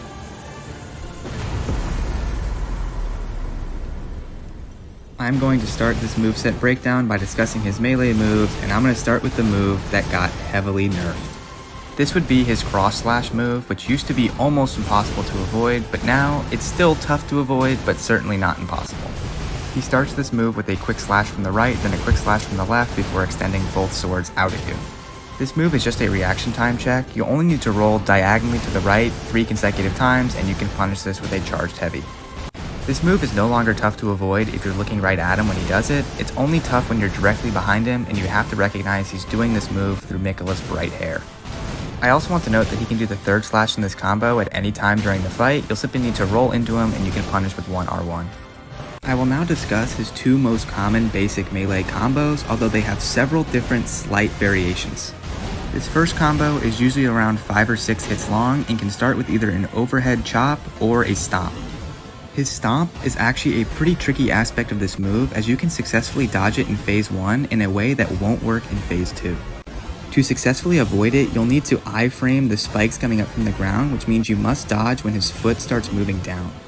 He will follow the stomp with the overhead swing, which you might start the combo with, and to avoid this move, you're going to want to be rolling to the right while strafing to the right the entire time. The overhead swing is followed by 2 horizontal swings before he'll slam the ground and unleash a wave of golden light emerging from it. You will need to slightly delay your final roll timing, as if you roll too early you're going to get hit, and finally you can end this combo by punishing with a charged heavy attack. And again, he can vary this combo by ignoring the first stomp and simply starting with the overhead swing attack. And there's one final thing I want to mention, is that he can actually cancel this attack early if he changes one of his horizontal swings to be with his left armament instead of his right armament. You could dodge this version by rolling the first horizontal swing, then rolling back into him to punish for 1 R1. His second most common melee combo is this variation right here, which starts with 2 horizontal slashes, then 2 spinning horizontal slashes. Again, you're going to want to look to roll all these moves to the right while strafing to the right, and one thing I want to note is that he can end this combo with a delayed slash. This means you should wait about a split second after he finishes this combo before you can look to punish, as you don't want to get caught with this extra delayed slash. On some quicker weapons, you can actually immediately punish this move with 1 R1, as you'll have enough recovery in order to dodge the extra slash, which you can punish with a charged heavy attack. And just like the previous move, he can end this combo early by only slashing once and then immediately doing the delayed slash, which you can again punish with a charged heavy attack. He also has this melee combo where he has 2 very delayed slashes, which you should look to roll diagonally to the right, and again you can punish this attack with a charged heavy attack. I also want to note that it is a little bit iffy to get into the right range to punish this move, so sometimes I only punish this with a basic R2. PCR also has 1 blood flame attack in which he'll poke you, slash you, and then the blood will explode. You can roll this any way you want, just make sure you roll into him at the end and you can punish with 1 R1. He also has this Lion's Claw move in which he'll usually run away first, and he can stack this up to twice, but you'll have enough time to punish with 1 R1 in between the slashes if he is going to do 2, and if he does do 2, you can punish this with a charged heavy attack. PCR also has this grab attack which does 0 damage, but if he hits you with it twice, it will instantly defeat you. To dodge this, just slightly delay your roll timing, and this move does not give you enough time to punish with a charged heavy on all weapons, so I just choose to punish this with a basic R2. Finally, we have Radahn's final melee move, which is this 6-hit super combo right here, which is the move that gave me the most trouble on all of my no-hit runs due to him only doing it when he's below 40% health. This move starts with 2 horizontal slashes, which you can look to roll into, but then he'll spin in turn and delay his next 2 slashes. The key to avoiding this move is delaying your roll till right before his first sword is about to hit you. This will give you enough iframes to dodge his second slash. He will then follow this up by slashing into the air, which you should look to roll right into and then walk forward. You need to walk forward to avoid getting hit by any stray pillar of light, and then finally you can roll into him to punish with 1 charged heavy attack. Here's the combo one more time at full speed. Do note that he can do this from a distance or while he's right on top of you. I will now move into discussing Radahn's clone attacks, of which he has a few of, which can be pretty deadly.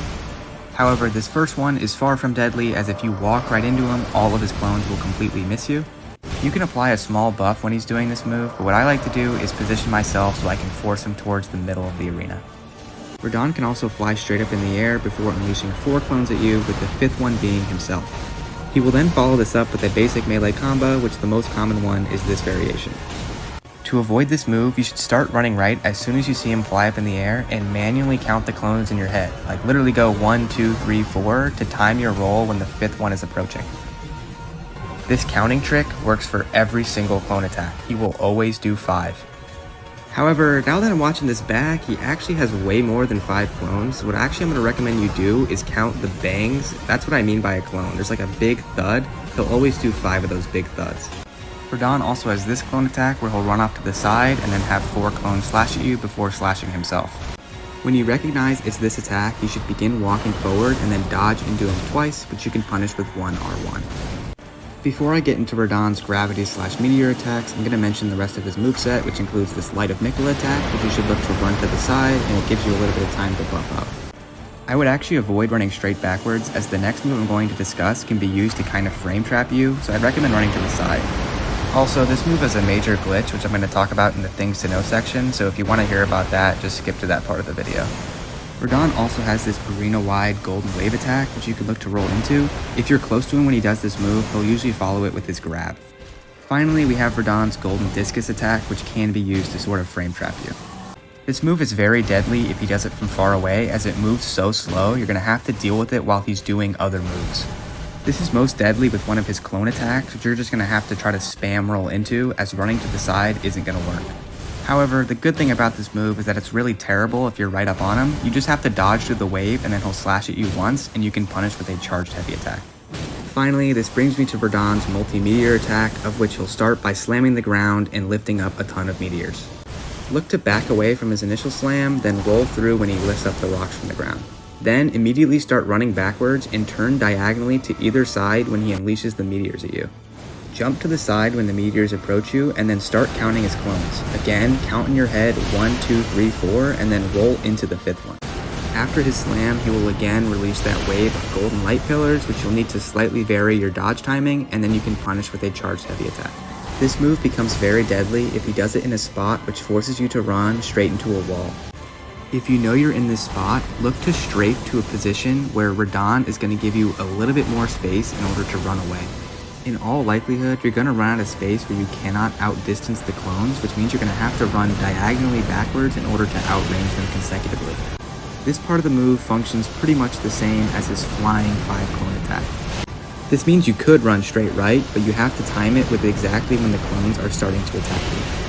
This move was responsible for the majority of my deaths on my level 1 torch run because I kept backing myself into the corner of the arena. This is why it's so important on moves such as his 5 clone attack from up close that you try to reposition him to the center of the arena. Finally, for his other gravity moves, we have his gravity spin attack, which you can roll into and punish with a charged heavy. And we have his gravity pull in move, which you should look to roll backwards to avoid the follow-up. Now, if you do accidentally roll in, or he does this move at point blank due to a glitch, you need to run immediately backwards and then jump as he releases the final wave of rocks. If you get lucky, he can also do this melee combo as a follow-up in which you won't need to run away. This brings me to his final move, his massive meteor, which he'll do at around 30% health, and he can do it after that if you do super low damage. When you see him do this move, you should just simply run away as far as you can and then just start spam rolling when you hear that loud bang. Running to the fog gate or the complete opposite side of the arena I found to be best, as he simply can't reach those places in the arena. You can also try to roll into him on this move, but there's genuinely no reason to do that like now. Finally, there is a couple of things I wanted to mention that I think you should know before going into the fight, and that is that this Light of Miquella move is super glitched. Radahn seems to do a set of completely random moves which aren't based off your distance that look like they're coded in before he does the initial Light of Miquella attack. This means he can perform multiple range moves right after each other. For example, his gravity pull-in move and then his gravity spinning attack he can both do from point-blank range, which he isn't supposed to be able to do. He can also do melee combos from very far away, which is what happened to me here in the vid, which basically made it completely impossible for me to dodge his multi-meteor attack. This is why I try to avoid his Light of Miquella move at all costs by running straight at him and attacking with a jumping heavy attack to start phase 2. If you aren't using status effects, a lot of times he will switch away from this Light of Miquella attack and do a melee combo, and sometimes you'll even get a stagger like I do here in the video. However, something I did notice is that say you have him inflicted with Scarlet Rot, that will cancel to enter phase 2, and he will completely ignore your presence and pop Light of Miquella anyway to start phase 2.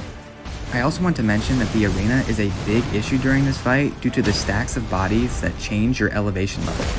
If you are at an elevated position compared to PCR, a lot of times his light pillars will appear directly in front of him, which makes rolling into him a death sentence. This is especially bad if you try to attack him immediately starting phase 2, as this is the place that has the most elevation.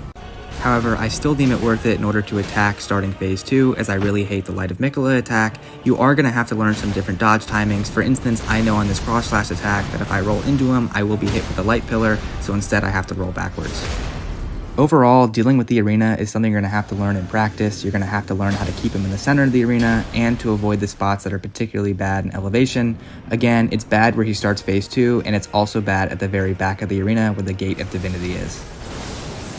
On the screen right now is my most recent PCR no-hit where I'm using the Ancestor Rapier with a cold affinity, as PCR is weak to Pierce and Scarlet Rot damage, both of which the Ancestor Rapier has. Additionally, you can inflict another status effect like Frost or Bleed on the Ants per Rapier, which makes it pretty much the perfect weapon for PCR. I also want to note that PCR is weak to Holy, but only in the first phase. And that completes my breakdown on PCR. As always, let me know if you guys have any questions. I'm still going to be doing the rest of the Remembrance bosses in the DLC, plus a couple more other bosses, but I only have 3 Remembrance bosses left.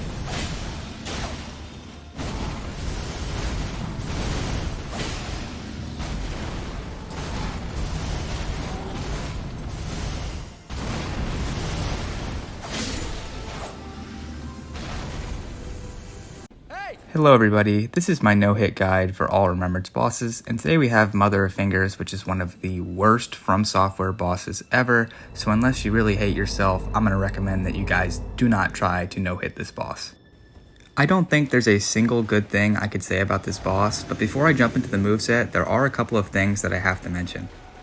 I am going to strongly recommend that you bring Bloodhound Step into this fight, and while her moves are possible to dodge without it, it makes a lot of her moves, especially in Phase 2, much easier to avoid. However, you absolutely must bring something into the fight that has either the Vow of the Indomitable Ash of War or the Rapture of the Mist Ash of War, as her laser move in Phase 2 is completely impossible to avoid without either of them. Of the two, I would recommend picking the Rapture of the Mist Ash of War, as it is a little bit easier to dodge this move with that one in particular. However, if you've already made it to the mountaintops of the Giants and you don't have this item, you're going to be permanently locked out of it, as it's part of Yura's questline in Liurnia. I fell into this group of people who didn't have this item before they reached mountaintops of the giants, so I ended up using Vow of the Indomitable. So jumping into Metyr's moveset, first off we have this one-off laser attack which only happens in phase 1, and in phase 2 it becomes slightly different and much more tricky to dodge. If you're looking for that variation, just skip to the time on the screen. Metyr's most common opening move is this sort of lunging jump attack here, which she can do 1 time, 2 times, or 3 times. Both her body and her head have a hitbox here, so you should look to roll straight into her body to avoid being in the area range of her head slam. If she does all 3 jumps, you can look to punish with a charged heavy attack, although if she cuts it off early, I only realized I had time for 1 R1, maybe 2, because I had to wait anticipating a potential further jump. And I also want to mention that like a lot of Metyr moves, they require an extremely precise dodge, so you should look to roll right when she jumps up and she begins to descend. Metyr has a very similar attack, which will start by simply jumping at you, which again can be 1, 2, or 3 times. Metyr also has this jumping attack, which will start with an explosion from her chest and then jump away while shooting a laser at you. You should look to roll into her on the first explosion and then immediately start sprinting after her, where if you're fast enough, you can completely outrun the laser. She can also perform this move from somewhat far away, of which you'll need to roll into her twice because she will try to land on you. I also want to mention that she can perform this horizontal laser at any time during the fight, and you can avoid it by simply rolling through it, although it does speed up as it begins to approach you, so watch out for that. Metyr has this super delayed attack where she'll lift herself up in the air and then slam down on you. Look to roll into this move when you see Metyr raise her hands up on her chest, and you can punish this move with a charged heavy attack. The dodge timing on this is pretty generous. Metyr also has this similar attack which will try to land on you from her shoulder, which you can simply roll into and punish with a couple of hits. The last move in phase 1 I'm going to mention before I get into her basic hand and finger combos is this slam right here, which is actually her weapon's Ash of War. You will want to look to get really up close to her for this move, as you can simply avoid it by being on her side or right up in front of her, where you can punish with a large number of hits or a charge attack. Starting with her longest hand combo, she'll start by slamming each of her hands and then both of her hands up to 3 times. The trickiest part about this move is delaying your first dodge in order to iframe both of her single hand attacks. For the rest of the combo, look to roll into her when her hands reach her highest point, and again, like her jumping combos, she can choose to end this early with only 2 downward slams. You can look to punish this combo with a charged heavy attack. Probably her worst melee combo is this double hand swipe, which you can look to roll into twice and punish with a charged heavy attack. You can also get lucky sometimes and avoid this with only 1 roll. Metyr can also try to poke you with her front 2 fingers, which you can look to roll into and punish with 1 R1. The tell for this is that she'll lift her torso up slightly. Do know that she can use this in conjunction with all of her melee moves, with this variation being the quickest, although you still will have time to punish with 1 R1 if you are fast enough. This brings me to discussing that follow-up in which she'll turn to her side, or if you're on her side, she'll try to poke you with all of her side fingers. You have enough time to punish this with a charged heavy attack, although I'd recommend you try to recircle back to the front of her body, as you do not want to be on her side at all. This is because of this attack, which she will do often if you are on her side, of which you need to roll backwards twice or immediately recognize it while running away and jumping. This move caught me off guard several times as I was expecting to roll inward for her other side fingers attack. The tell for this move is that she'll slightly raise her torso. That is all of Metyr's phase 1 moves, and she only gains a couple of new moves in phase 2, however they are all extremely annoying or very difficult to dodge. Her first move is this giant explosion, which she will do at around 50% health, which signals her transition into phase 2. If you have her staggered, I would strongly recommend running away, creating a substantial amount of distance as the move becomes much easier to dodge from afar. You can also run away immediately after you stagger her, I just missed it in the clip. This move has 2 separate explosions, the first one being that purple aura around her, which is why you need to run away in the first place. This will almost always hit you if you aren't ready for the move. The second explosion is where it becomes much trickier, which is why I recommend creating a large amount of distance. You will want to look to roll slightly after the boom, which signifies the first wave being emanated out of the orb. The farther away you are, the more time you will have to react. If you are caught off guard by the transition, here's where Bloodhound Step can come in handy, as it can help you create enough distance to avoid the first explosion. However, if you are right up against the first explosion wall, the second explosion becomes much trickier to avoid. Trying to avoid this move up close can only be consistent with practice, as you'll need to dodge preemptively before the boom, as you will not have enough time to react before the first explosion wave reaches you. Again, this is where Bloodhound Step can come in handy, as it will give you some extra iframes. Her most common phase 2 move is this jumping spin attack, which is very tricky to avoid, and she can even do it while you're right on top of her, which is where it gets even more annoying. If you plan on rolling for this move, you're going to have to time your roll only when she actually approaches you, which can be on her descent, and it can be after she slides on the ground, and this is very difficult to pull off. Again, Bloodhound Step can make this easier, but if you're far away from her, I'd actually recommend trying to run away from this move, as you can outdistance it. However, sometimes you won't be able to do that, i.e. when she does it while you're right on top of her. When you are in this predicament, you should try to lock off and look at her and try to see when she begins to descend and then roll away.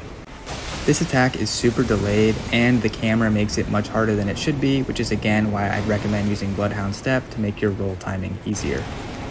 Moving on to her modified laser attack, which is about 100 times more difficult to dodge than it is in phase 1. This move isn't too tricky to avoid from far away, but when she does it when you're relatively close to her, it requires almost a frame-perfect dodge. This attack is heavily delayed, and you should start your first roll when you see her head stop. You will then need to continue this for 2 more rolls, and any variation in your roll timing will end up getting you caught by the 3rd laser. I'm not entirely sure if this next move is phase 2 exclusive, but Metyr has a move where she can spawn in a bunch of smaller little finger enemies. If you want to be completely prepared for this move, I'd recommend bringing in some kind of area damage, like the Elden Beast sword is probably best, as you can eliminate these little enemies as quickly as possible. However, this move is super uncommon, and whenever she did it against me, I just ran away and they were always too slow to catch up, and I always died to something else before I actually had to worry about them. She only usually did this move from far away, so if you play really aggressive, it'll help your chances at avoiding this move. The last phase 2 move I have to mention before the laser is this weird little black hole attack, which the black holes will do damage as they emerge from the ground, and they will leave behind these bubbles which will explode after a couple of seconds. You just need to run away from this move, and I'd actually recommend running through her, like past her, but I didn't do that here because I had to worry about the little finger enemies. I'm also pretty sure that she can only do the laser move after she's done this move at least once, although I'm not 100% sure. This brings me to discussing the laser move, which again can only be avoided with Vow of the Indomitable or Raptor of the Mist. This move is most common when Metyr is at 30% health or lower, although she can do it at any time during phase 2. You're going to have to predict when she does this move, as if she does it when you're right on top of her, you're pretty much screwed. In an ideal scenario, you can try to script this move after getting a critical attack off, just like the move that transitions her into phase 2, although you can't do that every time. When you are expecting this move, you'll need to run away from the first explosion and then get ready to use your Ash of War when the laser approaches. If you're using Vow of the Indomitable, the timing is pretty precise and you're going to need to do it at pretty much the last possible second. This is because Vow of the Indomitable keeps you stationary while Raptor of the Mist moves you during the animation, so it requires a less precise dodge. After avoiding the first laser, you'll need to run up right to the edge of the first explosion wall, which will completely avoid the second laser. I completely forgot about this part after my first successful dodge with Vow of the Indomitable, which if I had remembered probably would have saved me 2 hours of time. But if you remember that very crucial detail, you can simply wait until Metyr falls to run in for a small punish window. That brings you to the end of my moveset breakdown, and one last thing I want to show you guys before getting into my full fight is that you can actually critical attack Metyr from right up on her, as it will kind of glitch you towards her head. I will now be showing you guys my full fight while discussing my overall strategy, and this fight took me over 4 hours to no hit, as I've only fought her once before making this guide, which was really not a good idea.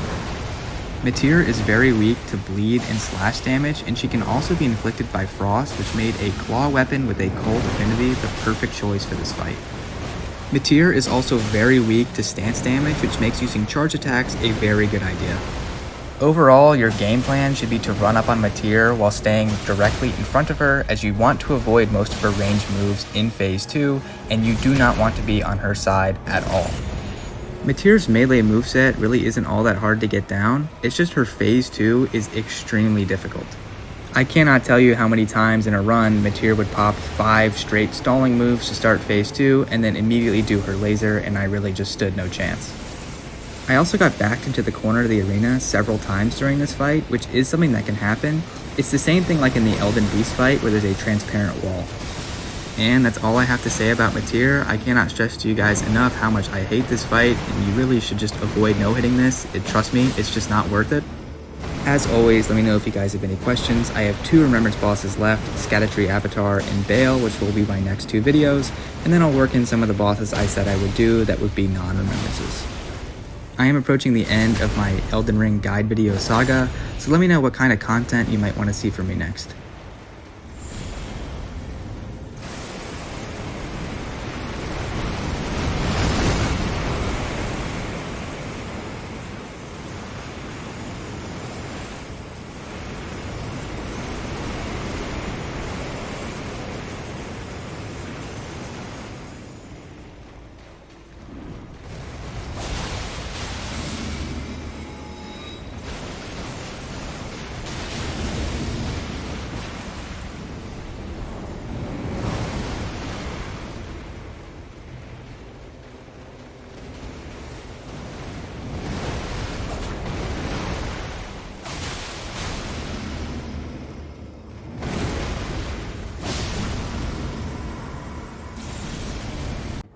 Welcome back everybody to my no-hit guide playlist for all Remembrance bosses, and today we have Scadutree Avatar, who really isn't all that bad to no-hit, but if you decide to do so, you're going to be in for a pretty long fight. I am going to start this guide by jumping straight into his melee moveset, and up first we got this 5-hit combo, which he'll do pretty often. This move starts with 4 overhead swings before it'll unleash an AoE Vine Explosion for a 5th hit. The safest way to dodge this move is to simply roll backwards for his first 3 swings and then circle around him and attack him with a jumping heavy attack to serve as your punish. However, if you were right up next to him when he does this move, you can simply roll in for the first overhead slam and punish the stem of his body before running in at the end and punishing him with a charged heavy attack. You can recognize this move by it first slamming its left branch, which will let you know that you can dodge into it to punish the move this way. However, I typically chose to not avoid the move this way due to the fact that you're left out of position after the combo ends, and due to the camera, it can be quite difficult to dodge his next move. And even if you avoid it perfectly to be in the correct position to dodge his next move, more often than not, it'll be a bunch of vines that surround him in a huge AoE, which you really don't want to have in this fight because it's a little bit annoying to deal with and it massively stalls out the fight. Probably his next most common combo is this 361, which becomes slightly more annoying to deal with after phase 1 is over. The tell for this move is when it starts to twirl around his body, and you can avoid this by first rolling backwards and then rolling in after a slight delay. That is the entirety of this combo in phase 1, and you can punish it with a charged heavy attack. However, in phase 2, he adds an extra part of this combo, which is an overhead swing which will leave a vine after effect. Depending on your weapon, you can still punish this with a charged heavy attack if it's quick enough, but you should look to immediately roll forward after this and then walk back toward him where you can punish with a second charged heavy attack. Another phase 2 and 3 exclusive is his charge attack, which he can do up to 3 times, but do note that he will sometimes cancel this attack early. You can look to roll through this move all 3 times, but be aware that the first charge is super delayed, so only roll when you see it start moving at you. I also want to mention that if you're somewhere near the wall of the arena, you can try to roll with the final charge and you might be able to get a small punish off. The Avatar only has 2 more multi-hit combos, and both of them are only 2 hits. This first one starts with a horizontal swipe from the right, followed by an overhead slam with its other arm. Roll through the first swing and then to the left for the second swing, and you'll need to walk a little bit forward before you can punish the Avatar. The other combo starts with the same horizontal swing, but is followed up by a large overhead swing with the same arm. The overhead swing is greatly delayed, so you can walk toward its stem to get a hit in, followed by walking toward its head to get another hit in. The Avatar also has a couple one-move attacks, which are actually pretty deadly, so you definitely need to be aware of them. This first one is this flower pushing attack, which is more common in phase 2 and 3, and you'll need to look to roll backwards only when you see the flower head moving towards you. Look to punish this with a charged heavy. The Avatar also has 2 downward slamming flower attacks, which this first one comes out pretty fast. Roll forward or backward depending on your distance, as the punish window is pretty small. The other downward slam is this golden one, which is actually a grab attack. Again, you can roll forward or backward to avoid this move, just make sure you time your roll when you see its little tendrils extend. This move leaves a much greater punish window than the previous. There is one move which I unfortunately did not get a successful dodge of, and that's this one move get off me attack, which he only did twice in my 2 hours of fighting, so just definitely be aware of it. All you need to do is just roll through it. What makes this tricky is he'll only do it when you're behind him and you can't really see what he's doing. It looks like the tell is when his body starts to shift backwards. This brings me to its range moves, and this first one is what it usually starts the fight with. This attack is 2 strings of vines, of which you'll simply need to roll through them. The key to avoiding this move is dodging the vines, not his hands, as they're slightly delayed from when he actually swings, so be aware of that when you're up close. Probably its most annoying move is when it takes both his hands and slams them into the ground. This creates a large field of vines which you will need to immediately run away from. He will usually do this at least once in phase 1, but he'll do it way more often if you are by his stem, so try to avoid fighting there. About 90% of the time following this move, which is again most common in phase 1, he'll follow it up with this spam projectile attack. Now this can actually be pretty tricky to dodge, but the best way to do it is to run and then jump when you see the lights approaching you. This does take a little bit of practice to get down, but since he only really does this multi-orb attack in phase 1 and it's 100% of the time going to be after this specific move, what I just did is I ran behind one of the giant wooden trees in the arena and it made all of the projectiles completely miss. Is this cool looking? No, but does it work? Absolutely. He also has a couple of slight variations of these 2 attacks, and this first one is a smaller AoE of vines, which will signify by only putting one hand in the ground. You will need to run away from this, and you can try to punish with a jumping attack. It still has its projectiles in phases 2 and 3 as well, but more often than not, it'll only be these couple right here, which you can avoid by running and jumping. Just be aware that he can do his other range moves while this is happening. This brings me to its huge light AoE move, which it'll do immediately after entering phase 3. Being completely honest, I couldn't really figure out a tell for when the explosion actually occurs, so I just ran super far away and dodged into it when I heard the explosion, which will avoid any of the loose projectiles afterwards. This move has such a long punish window that it didn't matter that I was super far away, as you can just run in and still get several hits off. I also want to mention that he has a buffed version of this move, but it will only do it after doing this version twice, and it has such low health that you probably will never see it. This version has 3 different explosions, with the third one being directly after the second. Again, I apologize, but I really couldn't figure out a tell for this move. You just kind of have to do it with practice. Like, I rolled an extra time here, but it was pretty generous. I never died to any of his explosions. I don't know, maybe I just got lucky. Let me know if anybody in the comments actually knows how to avoid this move without just guessing. I couldn't find anything on the wiki. The only thing I figured out is that you can immediately start to run away when you see it enter that weird pose, which can create a large amount of distance, which again makes the dodge much easier.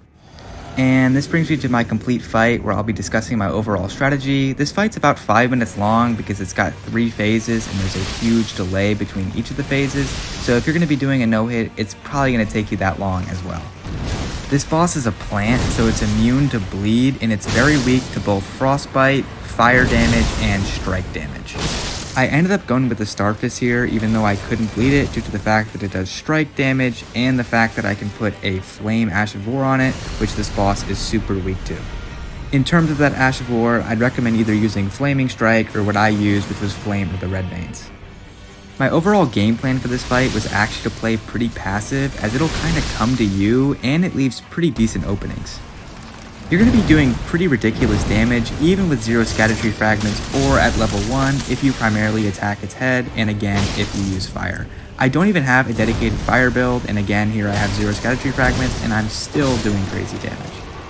I also want to mention that everybody should be finishing off each phase with a critical attack, as it'll start the next phase on lower health. However, if you stagger it right before you're about to finish off its health bar, you should let the boss get back up and finish it with normal attacks, as finishing it with a critical hit will forego your opportunity to lower its health in the next phase. By letting it get back up and then finishing it, you're ensuring that it'll fall over again, where you can then riposte it for real and lower its health. This fight is largely a fight of attrition, but none of its moves are inherently that difficult to dodge, except maybe its huge light move, but again, I never actually got hit by that, and I'm pretty surprised. And that's all I have to say about Scadutree Avatar. As always, let me know if you guys have any questions or if you know how to dodge that light move without purely guessing. And I've only got one more Remembrance boss left, and that is Bayle, so I will see you guys then.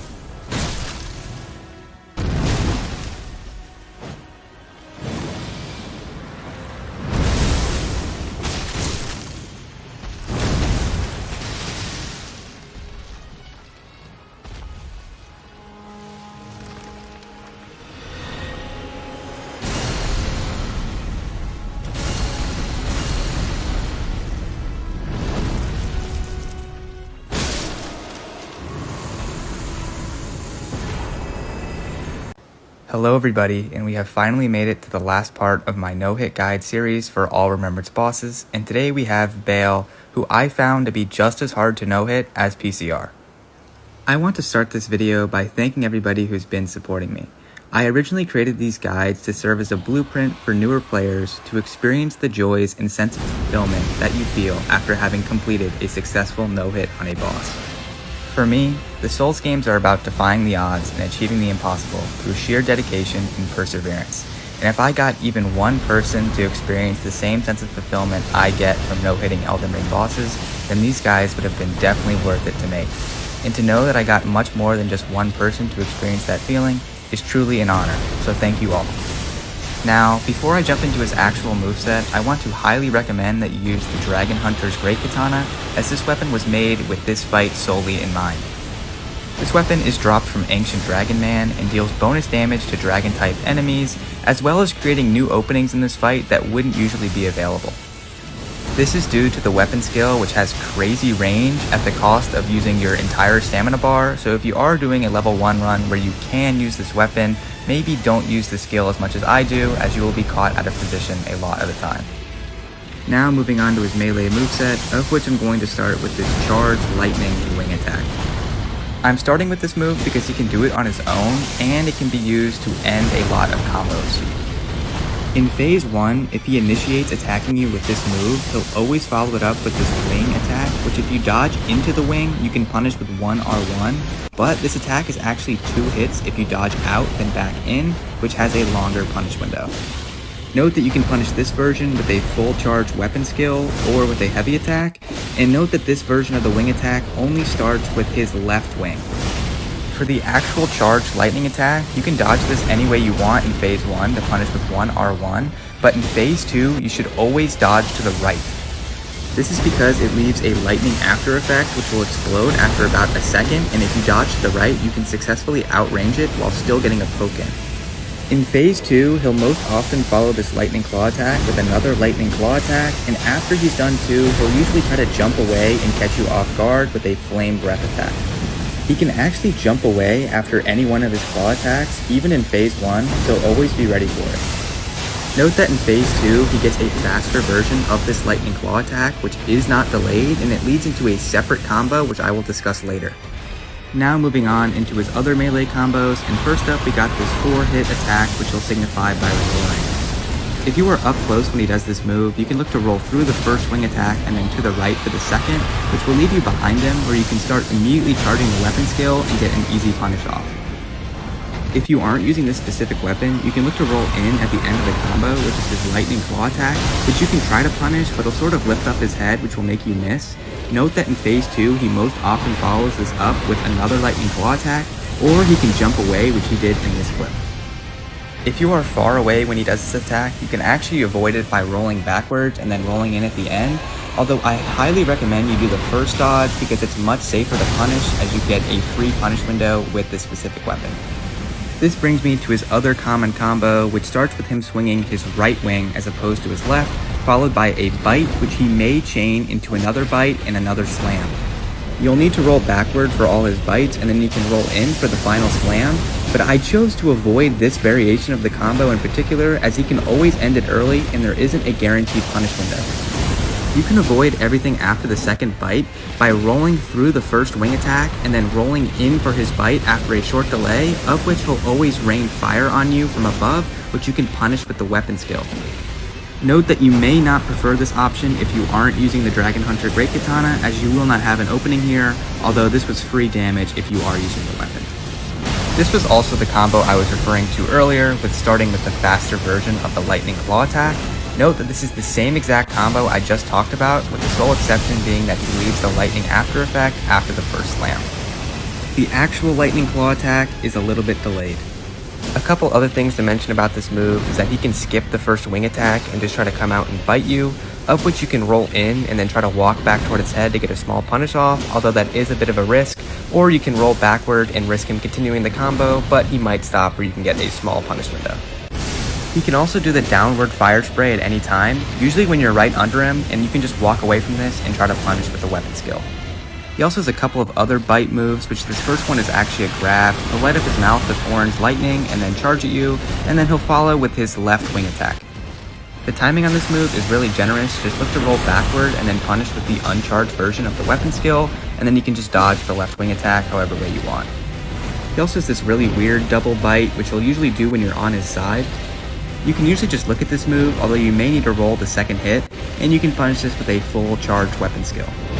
Moving on to some of his other charged moves, he's got two variations of this one right here where he'll leap past you and then tail swipe.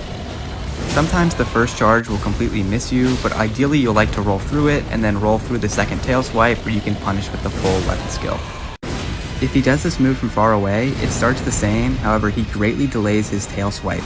Only roll when you see his tail go horizontal. This move can be a little hard to identify, but you can recognize he's doing it when he kind of flails his wings out, and look to roll when he opens his mouth. He also has two jumping leaps, which this first one becomes slightly different in phase 2, which I'll discuss in a minute. Look to roll backward when you see his talons on his right leg slightly open, and you can punish this with the full weapon skill. He also has this version where he'll attack with his right wing. You can punish this with the full weapon skill, however in phase 2 it'll leave that lightning residue effect, so you need to dodge again and the punish window is much smaller. Other than the flame breath attack I already mentioned, he also has two different variations, with this one being from the left to the right side, which you can roll into when the fire wave approaches you, and you can punish this with the weapon skill if you're close enough. This version is easy to avoid, however his straight line breath is not at all, as it's very buggy, as if it hits anything in the arena it'll change its trajectory and you'll end up dying. For instance, I died about a dozen times when he did this to start the fight, as there's some kind of metal crate to the right of you when you enter the arena. You can avoid this by sprinting to either side, but I chose to spam roll it as I wanted to reduce any chance I'd get hit by anything stray. I'd also highly recommend not going for a hit here, even if you are in range, as he can often cancel this move early. This brings me to his phase 2 exclusive moves, and you know he's entering phase 2 when he does this massive explosion attack. All you need to do is run away from this move, and I'd recommend not going for a hit with the katana, as it uses a ton of stamina and it will probably mess up your lock-on, which is pretty much a death sentence here. After his explosion, he'll take off in the air, and you should look to run right when you see him actually start flying, and then look to roll in when he approaches you when he lands. Starting your run too early may get you clipped by a fireball, so watch out. I also want to mention that there are some stray lightning strikes in the arena, so to help avoid this, I would recommend running towards the middle of the arena, which will put you out of range of most of the lightning bolts, although I did get hit a couple of times. Also, shortly after he lands, he'll leave these lava chunks which will explode after a couple of seconds, but you can look to roll them or just space yourself out, and if you're close enough you can go in for a hit here. Bayle also has this other roar attack, which actually isn't a phase 2 exclusive, although he'll do it more often in phase 2 than in phase 1, as there is some kind of health limit he has to reach before he can do it. You'll need to roll through the initial roar and then sprint away from all the lightning strikes which are trying to approach you. This move is very hard to recognize from up close as it has almost no tell, but what I figured out is that the tell is that he's doing nothing. If you're right in front of Bayle's face and he's doing nothing for at least a second, he's about to do this move. Moving on to Bayle's other phase 2 moves, he has this massive explosion which is very similar to his phase transition. Just look for a spot where there isn't magma actively rising, and you can try to punish with the weapon skill if you're close enough. Bayle switches out his leaping move in phase 1 with this one right here, where he'll stay up in the air longer. Look to time your roll backwards when you see him descend to you on the ground. Additionally, this move leaves an after explosion, so be ready to roll away from that where you can then use the weapon skill. This move is super delayed, so you'll probably have to roll later than you think, and you can also jump over the magma if you're feeling fancy. In phase 2, Bayle also gains this super lightning claw attack, which is even more delayed than his previous one. Like the previous move, this attack leaves magma on the ground, which you should look to jump over and attack with a jumping heavy, followed by a light attack. There is a slight delay from his initial slam and when the magma rises up from the ground. I also want to mention that this move has a huge radius, so don't think you're safe if you're far away. This now brings Bayle's lightning claw moves up to 3. If it's super quick, it's that 3-move combo. If it's slightly delayed, it's just the one-off slam, potentially 2, and if it's super delayed, it's this attack. Also, don't try to avoid the rising magma with the weapon skill. I tried it and it doesn't work. Bayle has one last phase 2 move when he flies up in the air and torches the entire arena in fire. While this move is possible to dodge with lock on, I would highly recommend locking off as you want to look for when the first wave of fire approaches you on the ground and look to roll through it. Then use audio cues to locate where he's coming from for the second wave of fire and look to roll to the side twice. That brings me to the end of my moveset breakdown on Bayle, and I will now be showing you my full fight while talking over my general strategy. Again, I would highly recommend using the Dragon Hunter Great Katana and stacking enough mana and endurance to consistently use the weapon skill. The fully charged weapon skill serves as both a projectile and an actual swing, so if you're right on top of Bayle when you use it, you'll be doing more damage and more stance damage. Bayle is kind of weak to staggering as he doesn't have all that much poise, and he staggers for quite a long time, which will allow you to get several hits in before actually getting the riposte off. If you decide that you aren't going to be using the Dragon Hunter Great Katana for the endurance issue, then I would highly recommend using some kind of longer range weapon and one that does pierce damage, as that's the only thing he's weak to. In terms of your overall strategy, you should be kind of letting Bayle come to you as he's super aggressive and he leaves pretty decent openings. Additionally, I always chose to roll into him on that particular combo to force out his area torching move as it was a free punish.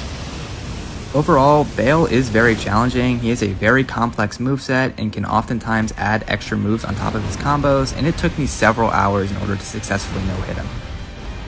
But that is all I have to say about Bayle. As always, let me know if you guys have any questions and what you would like to see from me next. I'm planning on doing a couple extra bosses that are non-remembrances that I said I would do in previous comment sections, but after that, I'm pretty much an open book. I was considering ranking all of the remembrance bosses, but let me know what you might want to see from me.